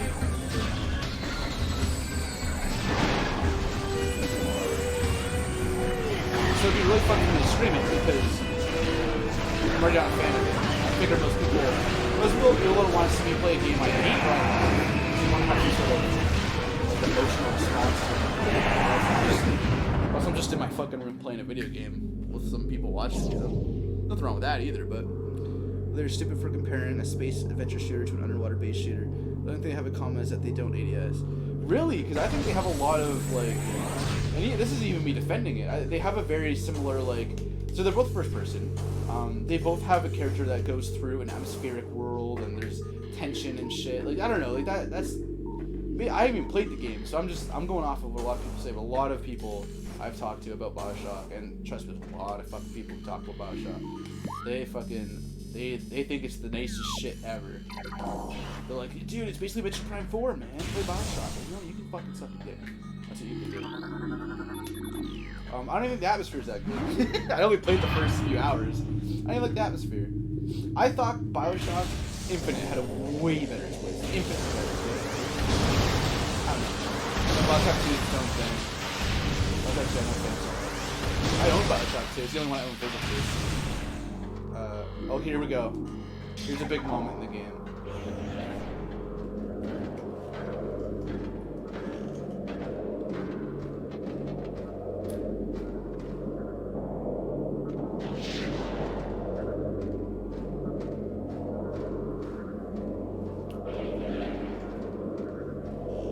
Notice how Samus doesn't say anything or react like she has PTSD.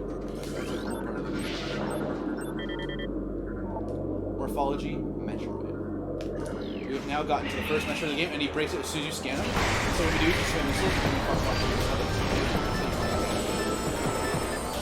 But this is the mini boss mission too, right?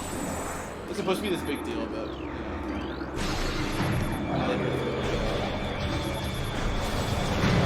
oh, he did some crazy fucking judo shit. Hard data, good shit.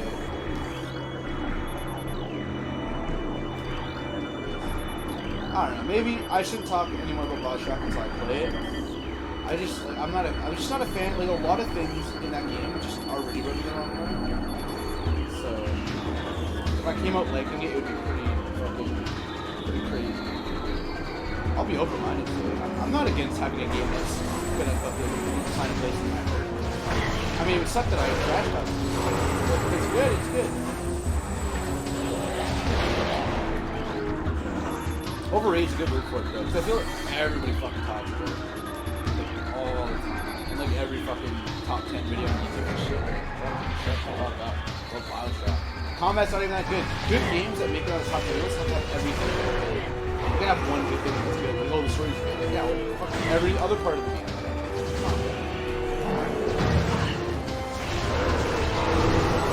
Like, I'm gonna use this example again, I apologize, but oh yeah, the Metroid just fucking destroyed that piece. I forgot the Metroid were on their side. Well, that's kind of fucking scary. How long does the second? Okay, okay. Oh, then he gets powered up. It's all big. Oh shit, the block gun.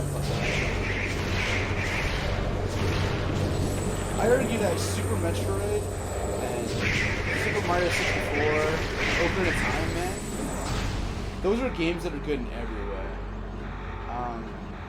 Actually, no, I can't say that because Super Mario 64 doesn't have a story. I have the turntables. That's an interesting fucking. It's an interesting topic in general. Is Super Mario 64 any worse because it doesn't have a story? Of course not. Why should Bioshock be worse because it doesn't have gameplay? or good gameplay. But then I feel like gameplay is in a game always really important. But then why do I like Heavy Rain and shit? And Detroit and shit? Shit, we're going deep, bro. I'm diving into my own fucking psyche right now, boys. You're gonna have to give me a second before I respond to your shit. I'm in the middle of it myself. I'm giving myself flack for having really people shit. But I hope you guys come here for my opinions. Hope they're not just like, oh, here he goes again, bro. Ice Lures. We haven't gotten to 30 yet, so we're good for scans for a while. Thank you. Okay, here's the horror part. And it's already super fucking dark into my captain character, so this should be fun.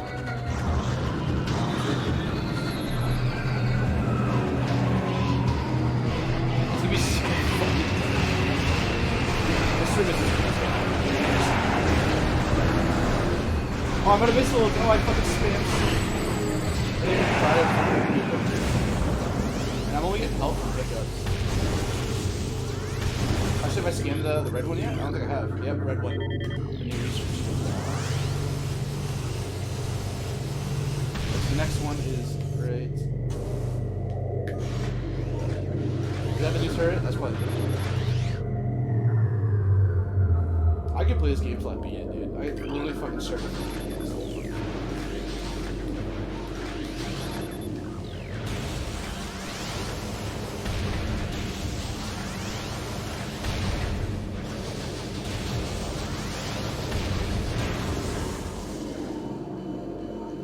Another game I'd like to play on stream that I've had, I don't hate, but I've had a rocky relationship with is the Fallout series.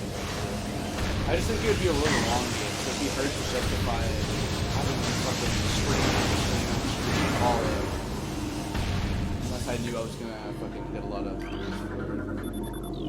so I think a lot of my viewers come from me playing so many different single player games and stuff. Actually, I'll reach out now. It's been a while. Let's see. Atmospheric world. Mushroom Kingdom, Army Mansion, Army of Two Urban Areas, Waterman Puzzle Map. Ooh, that's a statement. Because I can't outright deny it, but then it becomes, what do you classify as atmospheric?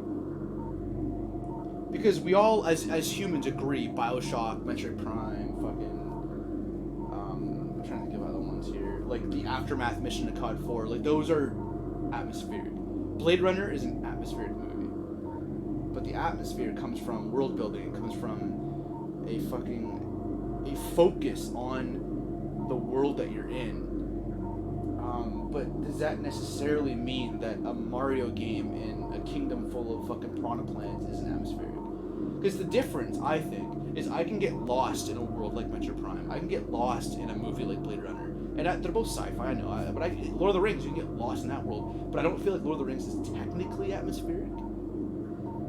I get lost in Lord of the Rings because of the characters.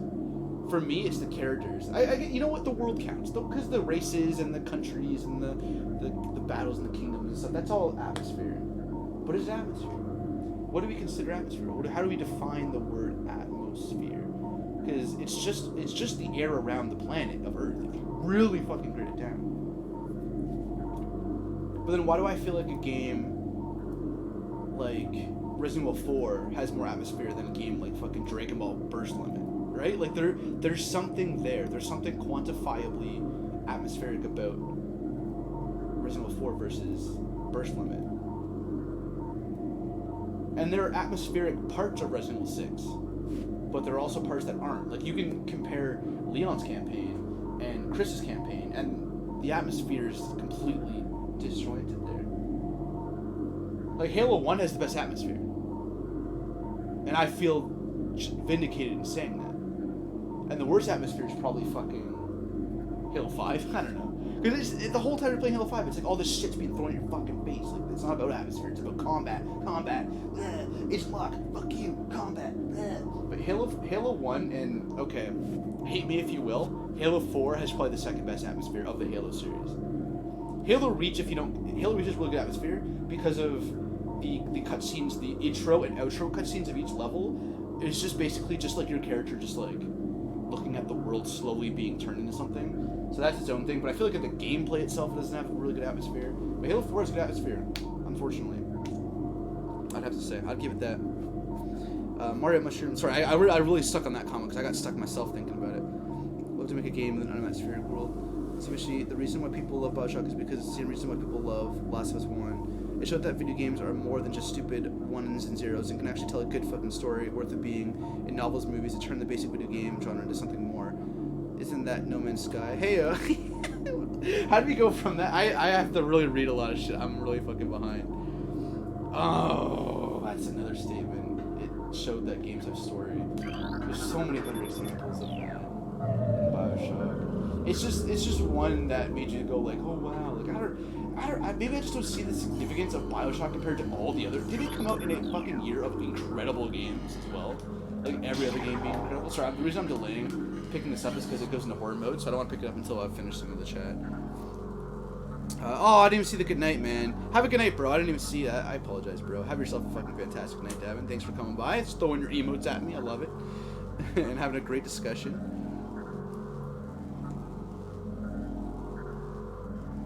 Tons of fishies. Interfaces for when you thought I said Doom 3 wasn't a bad game. Or 2016. Fuck they. Fallout is weird. It's for certain types of people. See, saying Fallout is weird is for certain types of people. Can I say that about Bioshock? Like, can I say that about fucking any game, really? It's weird just for certain types of people. Like, it's the same time period as Bioshock. It's got the same fucking general mechanics as Bioshock without bats and without the fucking hand thing, right? Like, it's not a statement you could say about any game. You said Doom 2016 isn't a bad game. I'm salty that way. I like Doom 3 more because of 2K16. That's fair. Everything has an atmosphere. I think what you mean is level atmosphere is more detailed in the games that you like compared to Pac-Man. Yeah, that's fair. Shots fired, run away, Lord of the Rings fan. The SpongeBob meme, it wasn't Insanity Toad. It was in the Pretty Patty episode when no one was going to the Krusty Krab. A guy goes in saying food, water, he wants food, and they give him a Krabby Patty, but doesn't eat it because the place is old, boring, and filled with cobwebs. He's like, where's the atmosphere? Leaves the store and says, food, water, atmosphere. One's a giant RPG, the other is a linear single-player story. But how does that change anything? Technically, how does that change anything? Like, fundamentally, down to a basic level. If Fallout 3 had a good story, and it was open world, how would that change it? I don't even know if it has a good story. I heard it's not focused on. Okay, so we get the thermal visor, and check how fucking dark this shit gets, dude.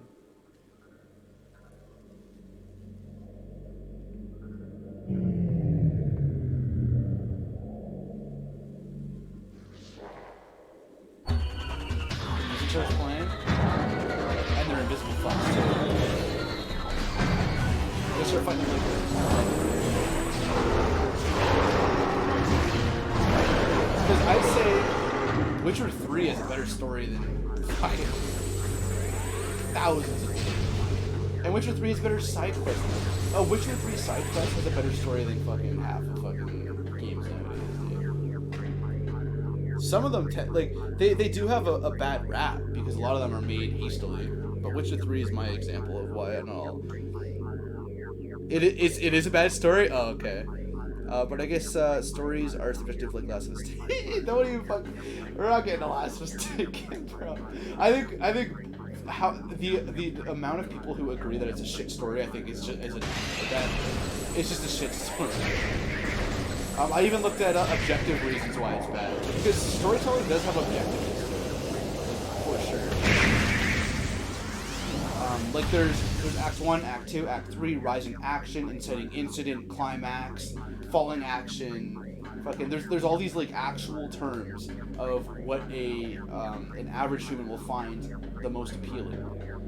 And there are tons of examples of movies breaking out of that and having it be a good movie. But it's the same as when you were told in high school to have 3 paragraphs, intro, and extra. If you can't master the basic fucking essay structure, you can't fucking grab this crazy shit that some of these other movies are making. And you know, another good example is Quentin Tarantino movies. Quentin Tarantino movies have fucking some of the worst pacing of any movie ever. all of them feel like they drag on for like 5 hours. There's no point to half of the shit. There's scenes that have no relevance to the plot. I don't know. I think some cartoons are a little overrated. But if it had a normal act structure, I think it'd be better. Like, I think the movies would actually be better movies. And that is a subjective statement. Subjective versus objective is like a huge fucking part of our entire our hobby, man. Our hobby is technically subjective, right? Like we spend fucking literally thousands, tens of thousands of dollars on this hobby. And of course we're gonna get fucking, is it only the one? I thought we had to get 3. Of course we're gonna want our games that we picked out of our thousands of dollars to be the ones that we like, or the ones that disappointed us in the past to be hated by everyone. I don't know, you get down to it. It's a very interesting thing to be a fan of. Because video games are unlike anything else.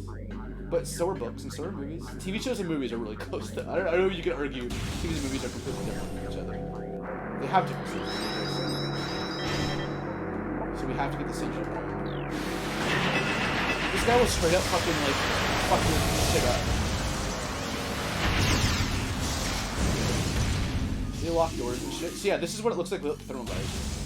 The whole area we just walked through is now in complete darkness, and everything is broken out.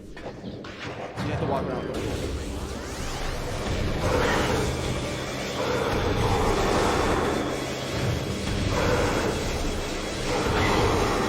I should break some of this Metroid Prime. Let's go use some damage.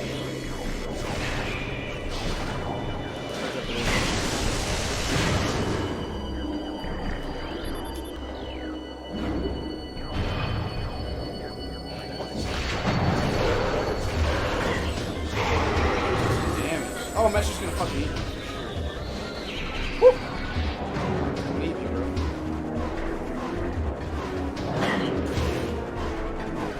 Maybe we have 50% of the fucking.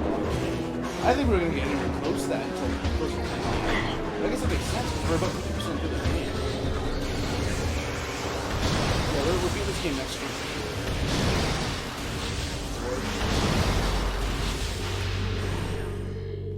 Now we go to the daylight for a second. It gives you some time to breathe. No, I love Fallout 3. Fuck 4. Oh, wow, okay. So 3's good, 4's shit. I hear New Vegas is supposed to be the best one. I mean, it might be weird for screaming because it's so long if you're exploring. That's what I mean, right? Like, it'd be really hard to stream that. I'd like to play it someday, but I don't know if I could justify the stream. This is something important. This fucking skin. Like, fucking rabid librarian, dude. Is this a scan? Let's see here. Oh, the music's popping off because I got close to the door. Because the linear game is more focused on the story compared to the game where it's supposed to be the story revolved around the character. Generally, I agree with you, but there are some open world examples where that isn't the case. Like Witcher 3 has a better story than like fucking Last of Us 2. Easy. Not even fucking, and it's got side quests that are better than fucking the entire Abbey fucking supports for that game. Like, it's actually fucking impressive. And it ties together with books, it ties together with games. Witcher 3, the game, takes place after every single book that was written. So yes, it is based off of books, but it's the ending of everything. The Witcher 3 ending is the ending of everything Witcher ever created. There's the TV show and shit now, like, man. This is fucking incredible. I know, like, generally open worlds are kind of bad for that. But again, Black Ops 3 is a worse story than fucking, okay, I can't say Skyrim. Skyrim's got a really shit story. Yeah, I don't know. I can't even think of a good open world game, because I don't really fuck with too many good open world games. But like Red Dead Redemption 2, man, that's got a fucking killer story. Even the first game, GT5, you know, it's got hype, whatever. GT4's got whatever. Red Dead Redemption's another really good example of an open world game that really fucks really fucking good story. But if we're talking about the typical one, like your fucking your Assassin's Creed or your Divisions or your fucking Destiny, then yeah, fuck it, dude. I 100% agree with you. I just think there's enough proof to show that an open world game doesn't have to have a bad story. It does take away from the urgency of the situation, because if you can turn away at any moment and go and fucking milk a cow for 30 minutes, like, yeah, it does take away some of the urgency. But if you go from the main story. You just play the main story because that's how some people play the games. Fucking excellent, excellent game. Weird. Ish loves 2016, and he showed me the series, gave me Brutal Doom. Oh, I actually really like Doom 2016 as well. It's because games had a bad outlook from the start. Violence useless, not deep with novels and movies. We started with manga, versus sushi. Well, you know what? That's every art form, actually. Even fucking books, people thought you were wasting your time. There were, I've seen comments of people who used to get trash talked for reading the newspaper. They said, all you do is fucking read the newspaper. All you do is read books. All you do is watch movies. Every art form started like that. Now, we had a bit of a shittier time because they blamed it on school shootings for some reason. All it did was stunt the growth, but every art form starts out like that. Even subgenres. Like dubstep started out as like, oh, it's fucking dubstep, that's stupid. Now we have like EDM, house, fucking techno, club, all this crazy shit based off. And I know dubstep's not the first one. It was like Daft Punk and shit. Georgia Moroder, all those guys. I understand those other, but like, over time, especially when generations that grew up with it get older and have a say in the media and shit, they really do influence how everyone sees it. And I think games have far gone past fucking that medium. And the 360, yeah, I guess it was that turning point around that time. Because games before that were very like, get lives, fucking get power-ups, do the thing, you beat the game, here's your credits, good job. 360 was like Mass Effect 1, 2, 3, you had fucking Dragon Ages, you know, Bioshock. You had, I'm looking over here, COD 4 was a fucking cinematic masterpiece. Halo 3 had some really good moments. I wouldn't consider it in the same league as those ones there. Let's see. Final Fantasy's always had a good story from the fucking SNES, NES days, man. Excellent there. Assassin's Creed for its time, AC2. Beautiful game for its fucking story. Looking over here. Red Dead Redemption, like we said. I don't know, I only have like a limited collection. It's fucking super far away. I can't see them all and shit. Yeah, like, you know, whatever. Fucking, I don't want to spend too long looking at my games here. Love the wubs. Yeah, I love the wubs too, bro. You don't create your Witcher character, you are Geralt. So only open world games where you create your own character have bad stories then. Because I've heard that the new Call of Duty campaign, you create your own character in it, so it might be spicy. But Halo Reach, you create your own character. That's got a fucking fantastic story. Well, you play as the Wanderer, aka Fishy, aka you. Yeah, it does sound like that does take away from the story. Open world, I don't agree completely with you that takes away the story, but having an avatar character, very few situations. Every time an avatar character is used in a Fire Emblem game, the story suffers. Every single time. There is an RPG where you make your character. Well, then what is an RPG? RPG stands for role-playing game. You play the role of a cowboy. Are you talking about the newer age RPG, like level ups, get experience? Because then would you consider Legend of Zelda an RPG? Because you don't level up, but everything else is there. RPG itself is a genre of fucking a lot of holes. MMORPG. Some games are MMOs, they're not RPGs. Some games are RPGs, they're not MMOs. JRPG, ARPG, Western RPG. Because Witcher 3 is a Western RPG, but is that only because you level up? Like, what's the difference between Red Dead and Witcher 3? Level ups? Is that it? Is that really the only thing? Look, I'll help you out. Knights of the Old Republic, BioWare. There you go. That's a fucking mistake. And that's even before. That's the last gen too. That's an excellent game.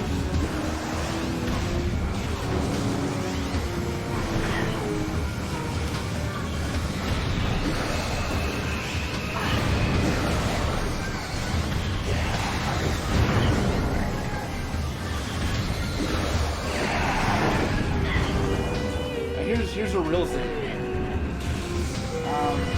Actually, we have to kill them all. In Final Fantasy X, a series that is well known for being a JRPG, you don't level up in Final Fantasy X. It's interesting. You just gain fucking spears. You put your spears in the shit, and the shit does that. Although, then you could argue that game has turn-based battle systems. But then it doesn't turn-based battle system always have to be an RPG. And you got SRPGs, strategy RPGs, like Fire Emblem and Final Fantasy Tactics and shit. Like the RPG genre in general is so fucking wide. generational thing too. Many kids head through 60s, which is where they start with COD and Halo. Bioshock fucking rocked their minds up, and that's what people like it. Unfortunately, this gen will be The Last of Us 2, even though we don't like it. What it now does, I guess, Last of Us 2 is my Bioshock, except for one is bad. I think you're right, but I think they're gonna latch on to like God of War and Spider-Man. Because God, especially God of War, if we're talking story, man. And it's the same situation. It's that kind of story has been done before, but that's not the easy. That's why I think a lot of the Bioshock love is kind of subsided. We don't get it a whole lot anymore. Because maybe they grew up. Maybe they're done talking about Bioshock. Now they want to talk about God of War. And they want to talk about and then another game that no one understands, but I think they will eventually, is Death Stranding. I think Death Stranding is an excellent game. I know I haven't beaten it, but I haven't beaten a lot of games. I haven't beaten like Tsushima. I haven't beaten what's that game? Ride to Hell? No, it's Days Gone. Wait, can we? I think we did not watch it.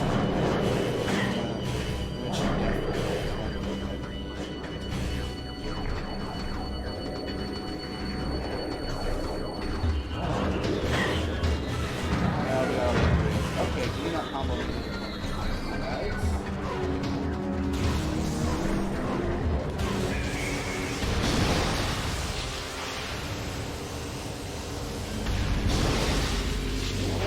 People's first games when they grew up, what they grew up with. You're just fucking stupid.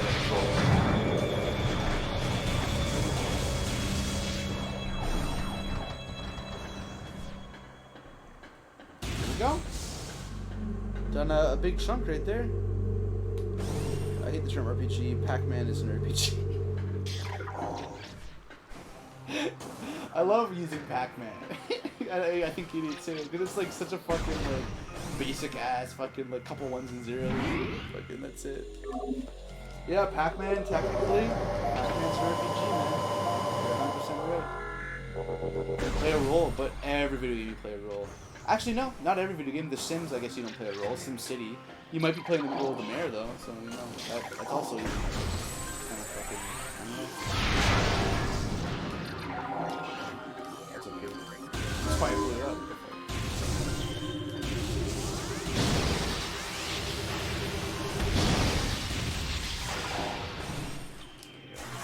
Oh, we get to fight Thurdis! Oh, you're gonna love Thurdis. Thurdis is weirdly cute. He's a cute little rock monster. Oh, there's a post-apocalypse skill, leg perks, based on the world RPG. Red Dead is a Western open world RPG. Oh, that's fair. Yeah, you don't technically level up your character. You do level up your arsenal, but you don't level up your character itself. Here we go. Thurdis, bro. This guy is fucking... This guy's little... I'd have him as a pet, dude. I would fucking have this guy as a pet, for sure. Look at that Dutch angle. You know something's gonna go down when you got the Dutch angle.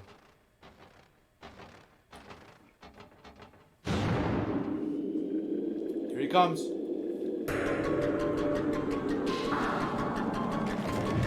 Very Resident Evil-like.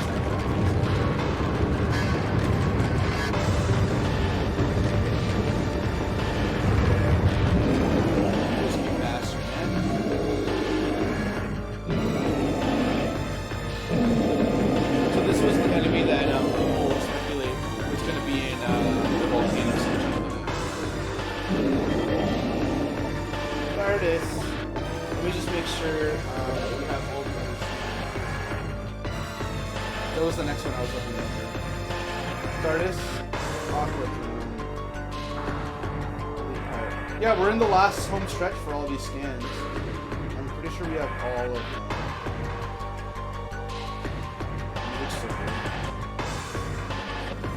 Alright, I think we got, after Thurdis and the Aquadrome, we are chilling until all the way to the end game. Okay, excellent. The Marvel fans will attach to Spider-Man. People that didn't play God of War 1, 2, yeah, we're level 4. Those will live us to see this trial. I'd hope they have better integrity than that. We have been out of business for like fucking last hour.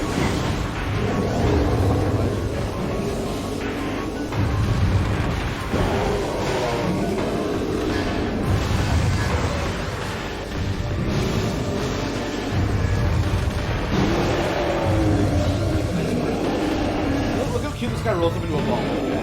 Hey, look at this. Oh! Oh, hamster. I'm not too many of this stuff. Go back in, buddy. Go back in. Go back in. Oh,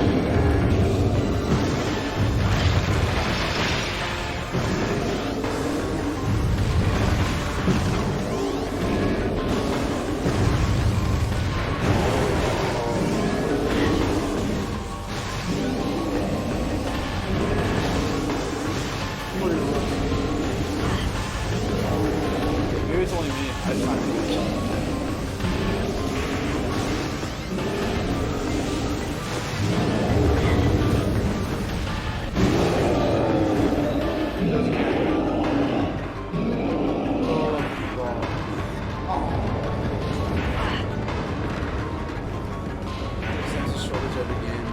Yeah, in this game, they're actually bigger than Metroid Prime 2 and 3. At least they kept it consistent between 2 and 3.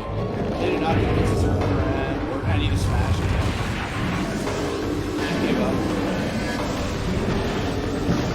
Although Metroid Prime 2 and Super Metroid are very similar. Prime 2, I think, is a very good game. And Prime 3, of course, is the same kind of thing. Prime 2 is basically the same.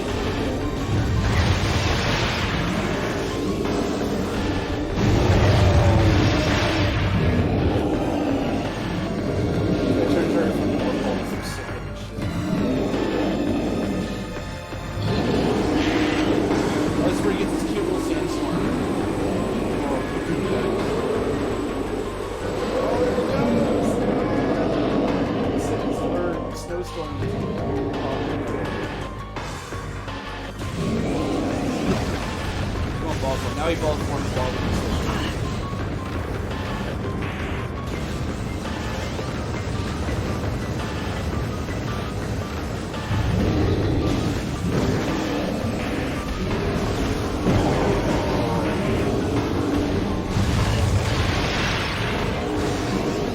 We have a 0% chance of dying.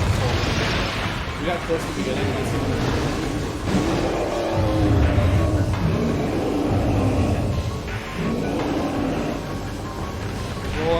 Now we get the big one. That was really good. Talking about switching going off, I'm like, what? Yeah, I forgot how there used to be this like 4 minutes for each 4 minutes. It's a good way to RPG. I like that. It makes it a lot more fun.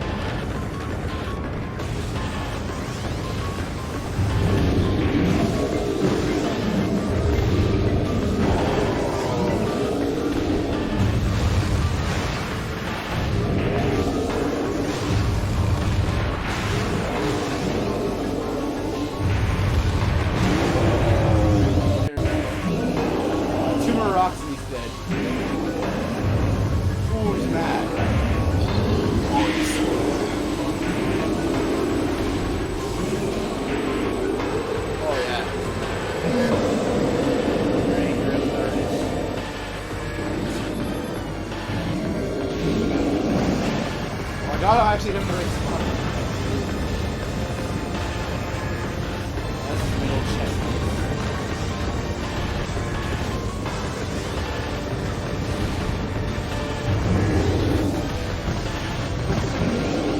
I really try to beat this game with only one big thing. That'd be really fun.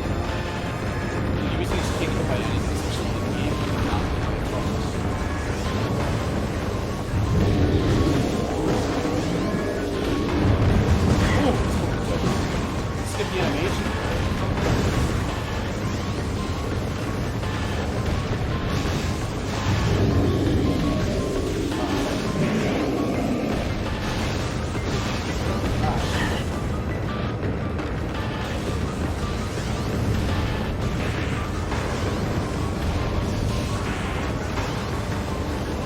Master Chief.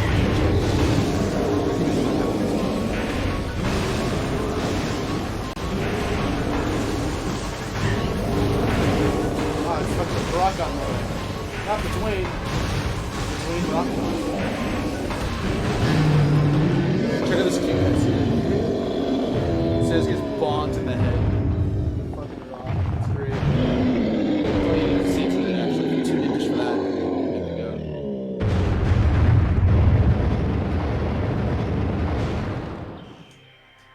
Oh! The most damage I took the whole fight.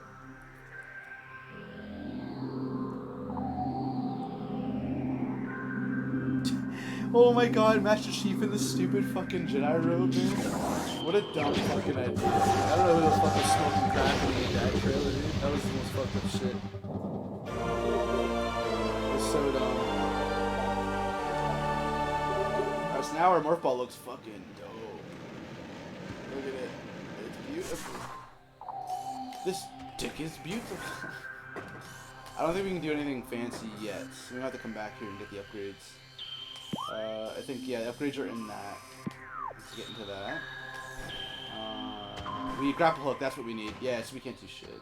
Can't do a whole lot of shit at all. What we can do is go over yonder.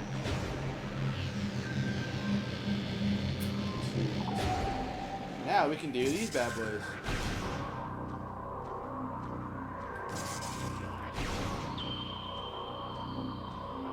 I believe we want to go this way. And this is the door we need. Yeah. We got the thirdest scan, right? And now that we have Spider Ball, does that mean this is a new scan? I'm thinking of Metroid Prime 2. It must be. Is that a scan? Yeah, it's new scan, so you have to have the item first. I see. It's sneaky, bro. So the grapple hook, we have to scan again.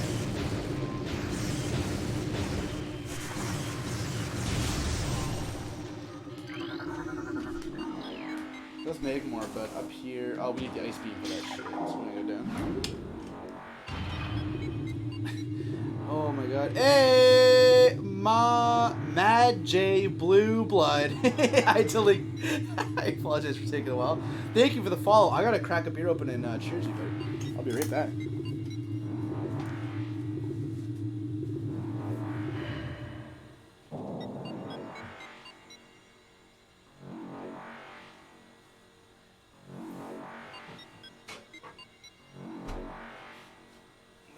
Do it to him. You gotta give it to him. He deserves it.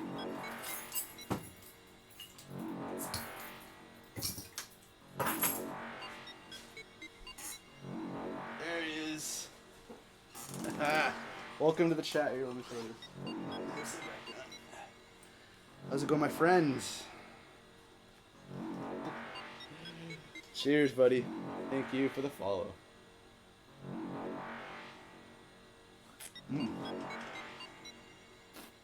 How are you this fine... Well, I guess it's the morning now. How are you this fine Thursday morning? I think this is saver room. Yeah, it is. Is there an easy way to dodge the fucking elevator? Okay, there we go. Scans here.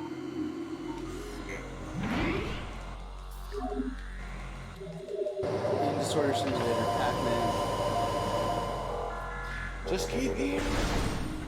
Eat everything. Hello, fire. You a scan? Looking for the scans though, man. So we got jetpack or something. That's what 3 waves we need to start doing. Oh, it's only 2 waves. It's actually better than this.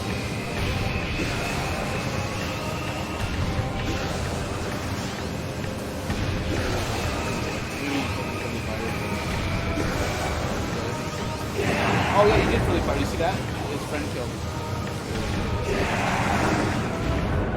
Alright, so I think we have the tools to unlock the energy tank. We just go right in or do we scan?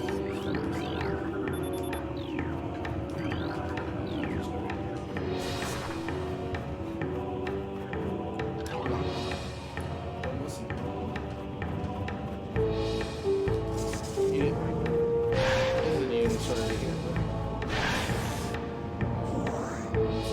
need to scan some shit.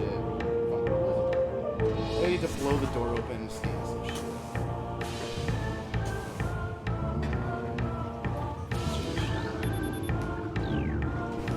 Oh, is it?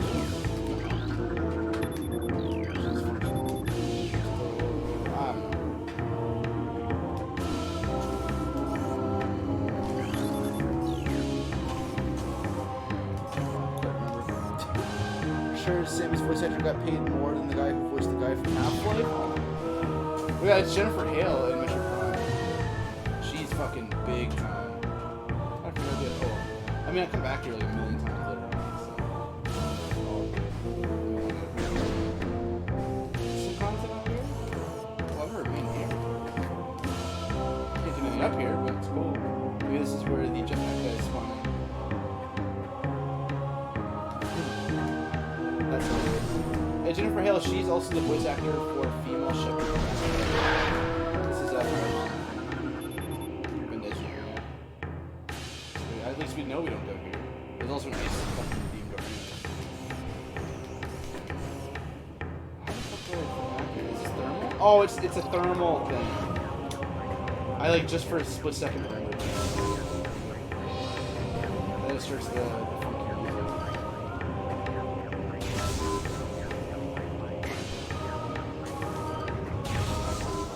There we go. Now we're chilling.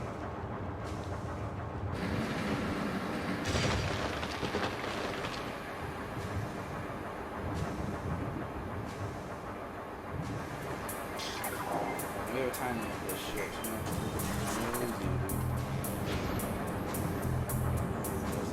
Nope, that's it. It's time.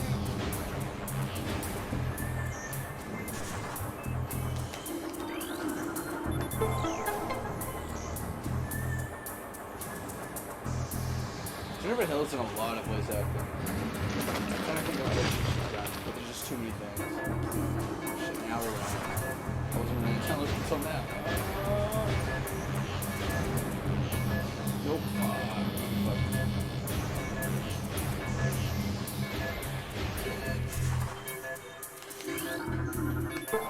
Nope, we're good. Wasn't that bad.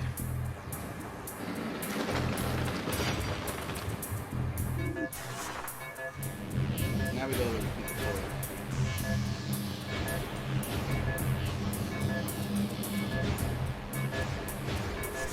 And there we go. I will never die. I have so much fucking health, dude. It's fucked up.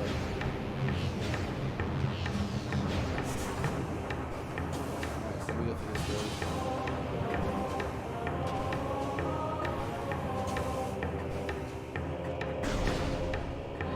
We've got about 30 minutes left of the screen. I feel like I never got enough people to really show my highlight video too. We hit 6 maps today, and I think I forgot to play it. I think I should. So yeah, it's live on my YouTube video, on my YouTube channel anyways. Plot in 64 to get the cake isn't deep enough for you. Bro, we need fucking plot twists, we need fucking sex betrayal, we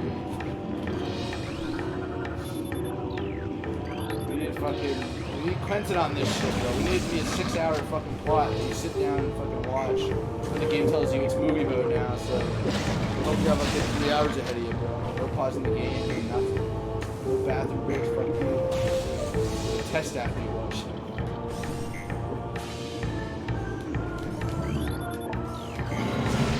Watch this.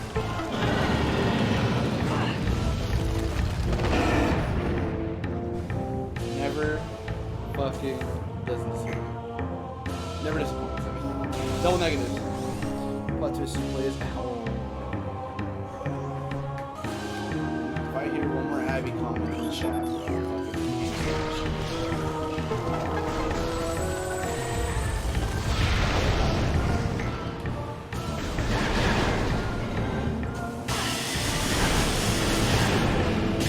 this fucked up, bro. I already knew last week.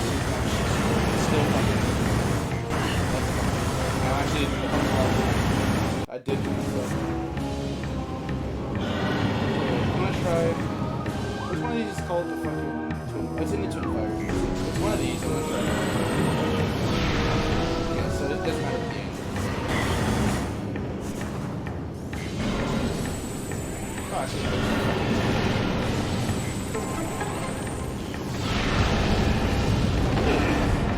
Shit, maybe it's not a super missile. Maybe it's something else. I'm looking for an artifact. It's here. You're not supposed to know what it is because you need the X-ray visor. Seriously?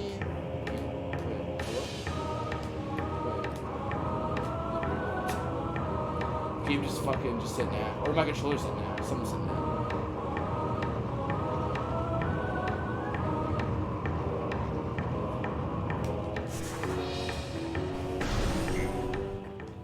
So I think this actually is another part. So this takes us back to Talon Overworld. We got thermal visor and spider ball. Where do we go next? Wait, let me add this to the screen. No, that did nothing. Okay, so back here, there's nowhere to go with the spider, Triclops, and somewhere to go with the spider.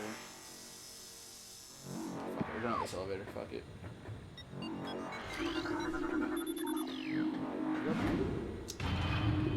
So Bioshock Infinite?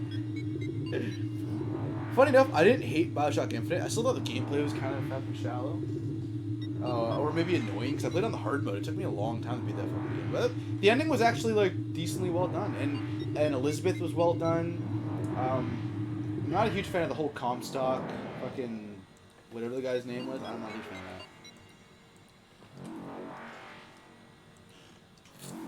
What was the main character's name in Bioshock Infinite again? I feel like I know it. It's on the tip of my fucking dick, bro. All the music. That's easy. Booker 2. I wasn't ready to hear his name again. I thought I was. I was not ready to hear his name.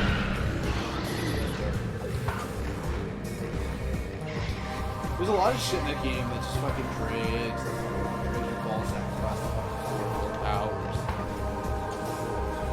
By the end of it, you're like, fuck this, bro. It wasn't worth my ball sack anyway. Across the board for that many hours. I think it's good. You do have to look some shit up though when you beat the game. Like, otherwise, you're like, what the fuck? Very Black Ops 3 like. Oh, this guy's shit. Oh, the saps, bro. We got the saps. That was a long. That was like fucking 3 hours ago with the saps. Alright, so we're back. We're back in the. So that's the ship. Can we go down into this area? That might be next play, but we also have to go to the frigate soon. Frigate hall. Frigate bricks. But to get to the space frigate, do we need the gravity suit first? To get to the gravity suit, we need the ice beam. Ice beam's in the Chozo ruins. We need the spider ball to get to the ice beam. Okay, I'm going to Chozo ruins. Actually, I'm going to refill missiles. And then we go to Chozo ruins.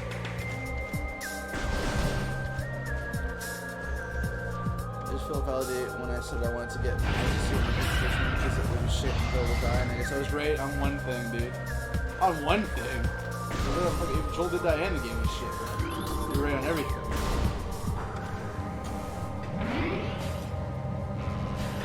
For the underwater frigate, we do have to scan one thing underneath, so I gotta remember that. Even it was the first game I had to watch a video after I beat it from the library. Yeah, it's one of those games, bro. Final Fantasy 7 is also another one of those games. The remake, at least. I won't explain it in case you guys haven't seen it or haven't watched it. Yeah, nope, I was wrong. That sucks. Oh, you were wrong because you were hoping it was going to be. Oh, I see.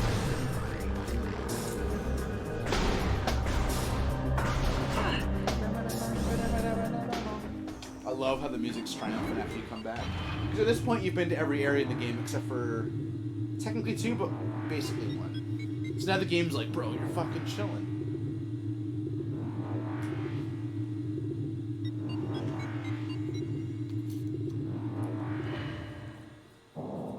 I'm gonna show. Stay tuned, because I'm gonna show my. Because I did all this work to put it on. I can't forget to fucking show it. I'm gonna show my highlight video for July at the end of my stream. right after the outro, I'm gonna throw it on. Because it has its own outro on it too, so. Max come over to explain it, lol. Max has to come. I'm like, yo, Max, bro, fucking, what's going on? Come over, bro. What's going on with this game, dude? Do we dare go for the fucking wave beam shit? We need gravity suit to get the fucking artifact anyways. See, I might as well wait till I have more missiles, because you need a lot of missiles for that. This is how we get out. So this is like the area, the ruin fountain. No, ruin fountain. You need grapple hook for this. So I'm like going through like all of this fucking shit in my mind. Or like, I've played this game so many times. Just remember where to go next. I think we go down to the furnace area. That's what I think we do. So the furnace area's up there. Gotcha. We can actually grab the upgrade I was talking about before up there now. It'll be a bitch if we have to fucking grab it and jump down the door around again.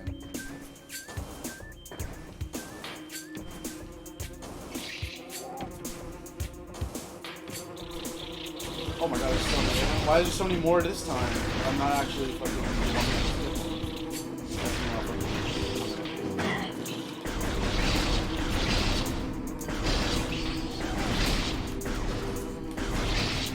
Alright, so I think it's... I don't want to waste too many. We have to snipe it. Beautiful execution.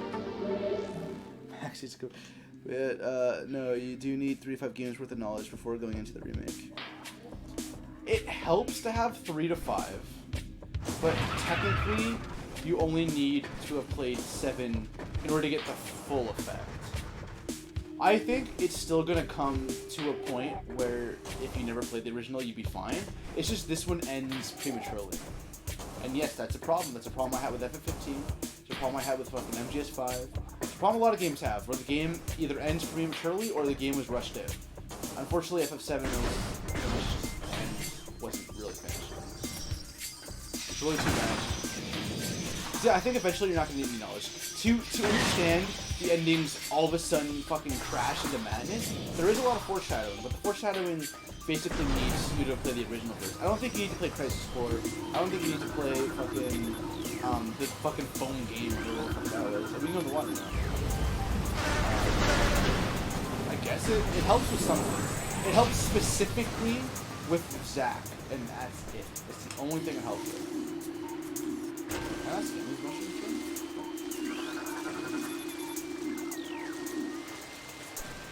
Oh, but that Zack scene comes out of nowhere anyway, so if you don't know, then I would assume that a new player would just say that's sequel bait, whatever. So this is the area that we need grapple for. It's also an area that you can't even enter until you have the various suit, so that's cool. Because the warning goes up and shit. I can't believe we can't scan these things. Oh, there we can. Oh, it's just the water. Crazy. No coffee on stream. You can't have COVID coming through the keyboards. We can actually, oh wait, we can do the funny shit with this. Wait, I gotta show you this shit. Sit down.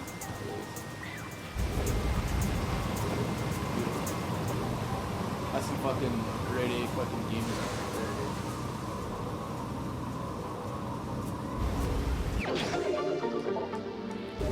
Let's see.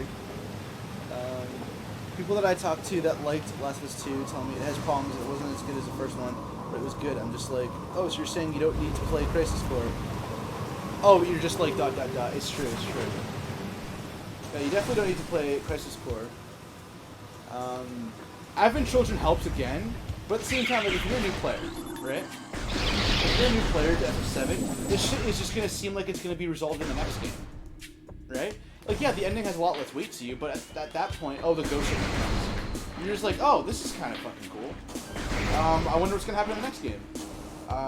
Because, yeah, you do need all the games to get the full context of it, but even us as the players don't quite know what's gonna happen in the next Final Fantasy VII Remake game. I love that. I love not knowing. If it was the same 1-to-1, I'd be like, oh, fuck, man. Like, it'd still be cool. Trust me. I love 1-to-1 remakes as much as the next guy. But this is like a different fucking genre. No other remake has ever done this. And that gets me excited. Gotta get everyone a little excited. Ooh, we can grab the power up over here as well. Yeah, look, we're already there. We're already halfway to the fucking where we're going with. There is I want to grab as many power-ups as much as we can. Because when it gets to the end game, I'm not gonna remember where everything fucking is at all. Freak back. Fuck yeah. They actually use phone lore. Oh my god. I don't remember that part, but I never played the phone game. I got the full effect from it. So. But the phone game's probably not that important. I can't imagine the phone game's fucking considerable. So way back when we got the first game, there was this. And now we can go in here and get some fucking gameplay, bro.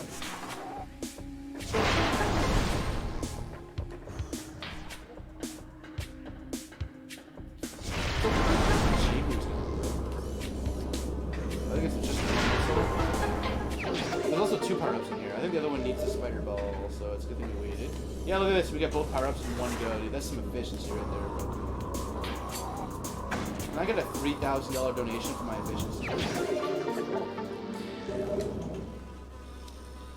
Oh, you mean the guy that every non-FF fan was like, who the fuck is that and why are there 2 clouds now? Yeah, because think about it, even in the original game, you thought that, if you played the original game. You weren't like, oh, this guy, oh, he's Zach. No, you were like, who the fuck is this guy? And the original game doesn't explain it very well. They eventually get to it at the very end, but unless you've played Crisis Core, you don't even understand the original game, and Crisis Core came out after. They use a lot of Crisis Core lore also. I'm just going off of Max, and he did that shit. Well, you need the shit to get the full effect of the ending. But so here's the shit that I think, and I know you've seen most of Max videos, so you understand how fucking hype this shit is for fans.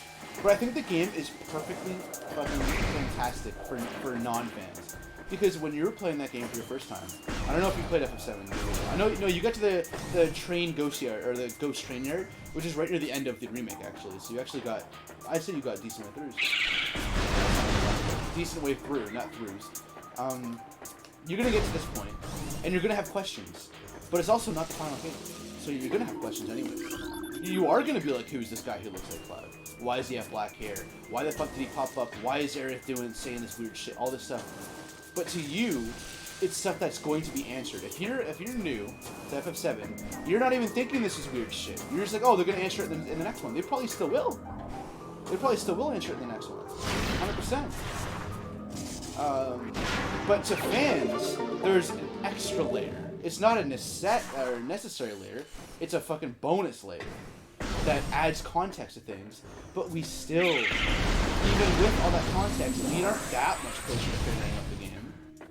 There's still that whole, like, you have 7 seconds shit at the very end when he's on the planet and looking at Sephiroth and shit. Like, why did that happen? Why did Cloud try to use the Omni Slash? How did Sephiroth block it? Like, there's so much shit in that. There's so much fucking content in that even people who know every fucking piece of lore have no idea what's going on with that. I think, yes, it does lose some effect. Like, if you're talking about the love I feel for it, yeah, it loses some effect because of the fucking clever shit they did. But I still think it works very well as its own game. I just wish they released the whole fucking thing. Like, that's always going to be this fucking source thing. I wish they just released the whole motherfucking thing. Oh shit. I forgot.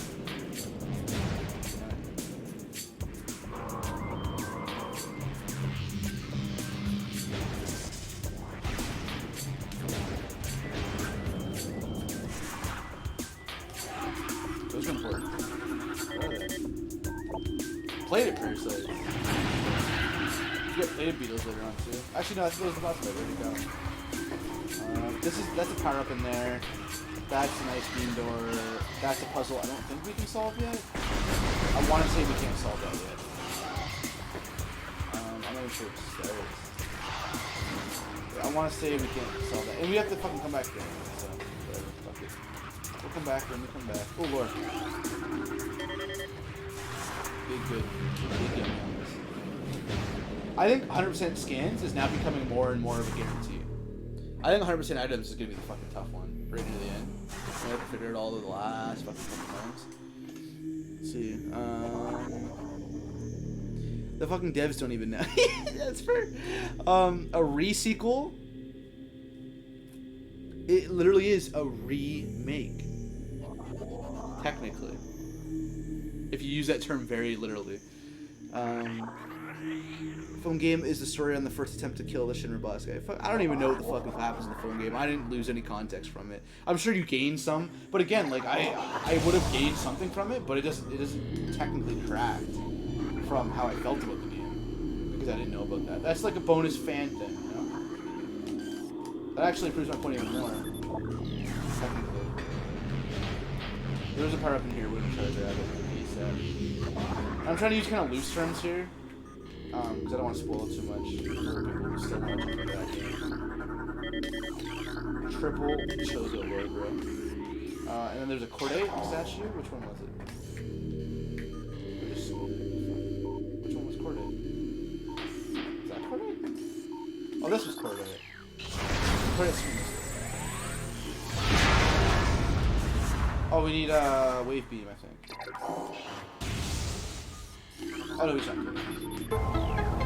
Bro, I was thinking fucking way fucking ahead. One game is destroyed the original game was complete, and that will always be better than the remake. I 100% agree with you. That is the single worst thing about FF7 remake, is that it wasn't complete. 100%. Wait, where the fuck did you open up? Yeah. Ah, fuck. I Tony Hawk too hard.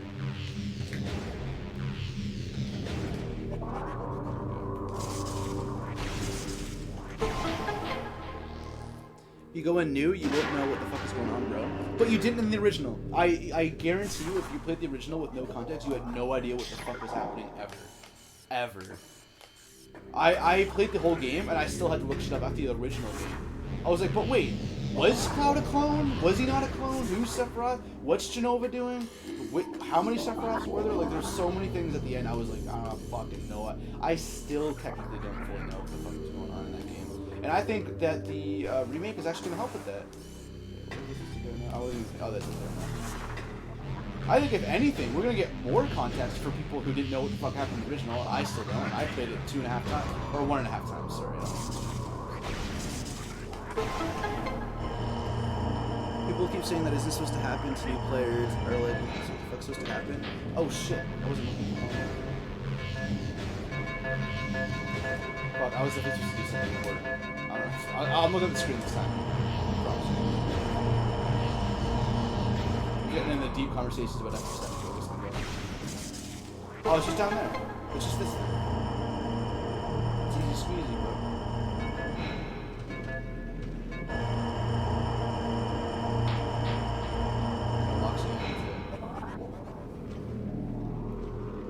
First upgrade. I think there's something else over there. Some shit.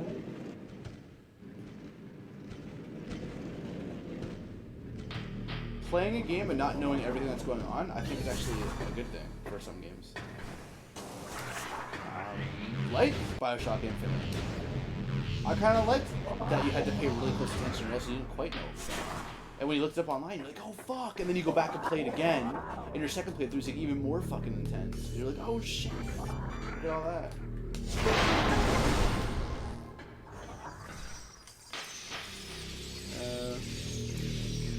Resident Evil 3 2020 is a re-sequel. Oh no. Oh no. What does that mean?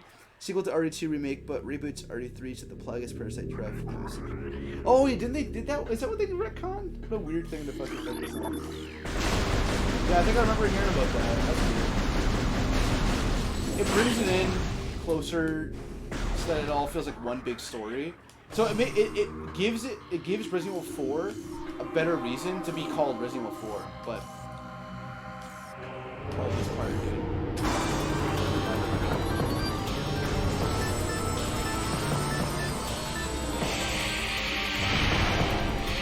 Oh, it still hit him! Oh my goodness, the ricochet.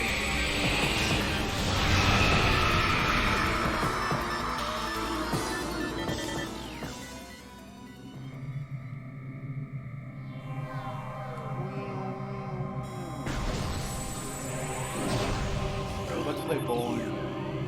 Like a Wii Sports bowling.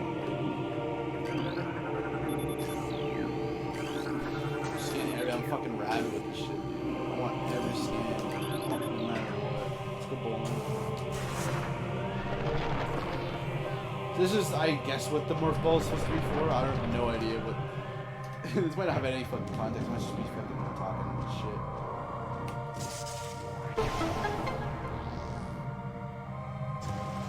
The LMG is broken. Is it the stoner technically in real life?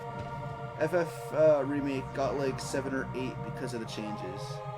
Oh, that's too bad. No spoilers. It's a sequel and reboot to the 7 according to Max. Yeah, it's a sequel as well. It's technically the latest in the timeline. Very cool. I'll agree with you in 2030 when the complete remake edition is on the PS6, dude. That's again the worst part about it, man, is that they wanted to segment it. Yes, but you are doing shit along with Cloud and the crew while here they know what's supposed to happen. But I mean, the people who have already played the original, they relate to Aerith because she already knows what's gonna happen.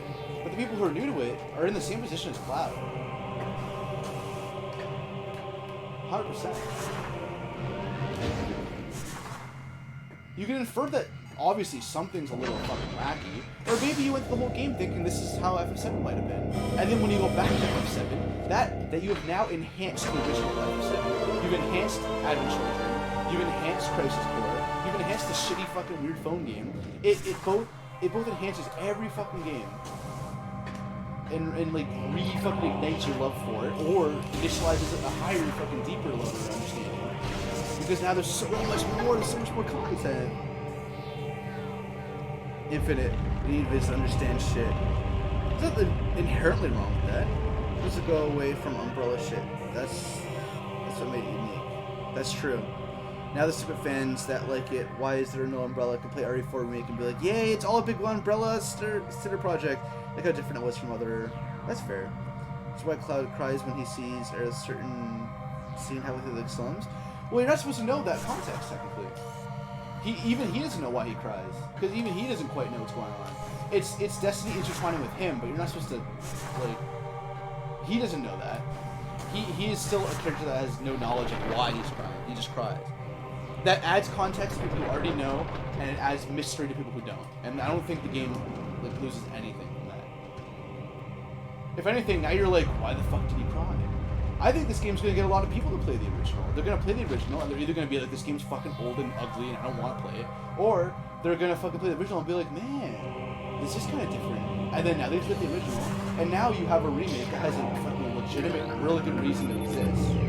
Because not only is it different, it's a fucking sequel to the original technically. Like there's so much fucking juice, bro. So much fucking juice you can squeeze out of the steak. It's delicious. He knows why he's crying. I don't think he knows why he's crying. Cloud does not know what's going on. Cloud does not know the future story except for the flashbacks. That's his. Okay, I don't want to get. I'm gonna get really into fucking spoilers if I start going into that. But he doesn't know why he's crying. Even if his body does, I mean that's as far as I want to go with that.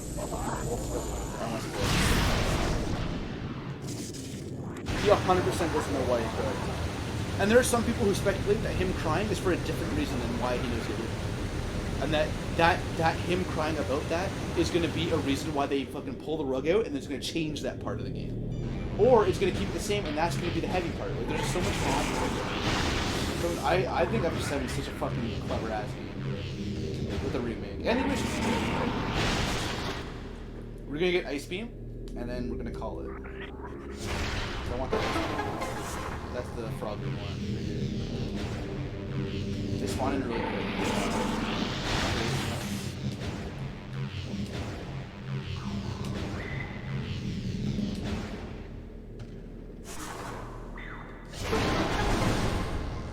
This is the save room. No! Ice Beam was right there. Can I jump to it? Yeah. There it is. The fucking the famous Ice Beam, bro. This shit is like iconic, bro. This is like Metroid 1 type of shit, bro.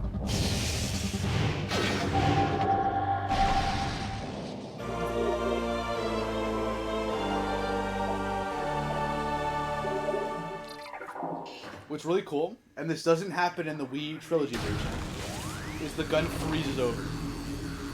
So I guess if you were using the Wiimote, the perspective would like fuck it up. Like, dude, this is actually, I know it's really nitpicky. This is one of the reasons why I like the original better. It adds so much content to it. It's so weird, but it's so good. The fucking frogs all went away. God damn it. All right, I believe that's where we'll call it. I'm gonna read some more chat, and I am so excited to show you guys my fucking highlight video. So definitely stay tuned. I want to answer some more chat here before we go. So let's get that fucking nice Samus shit on the screen there. There we go.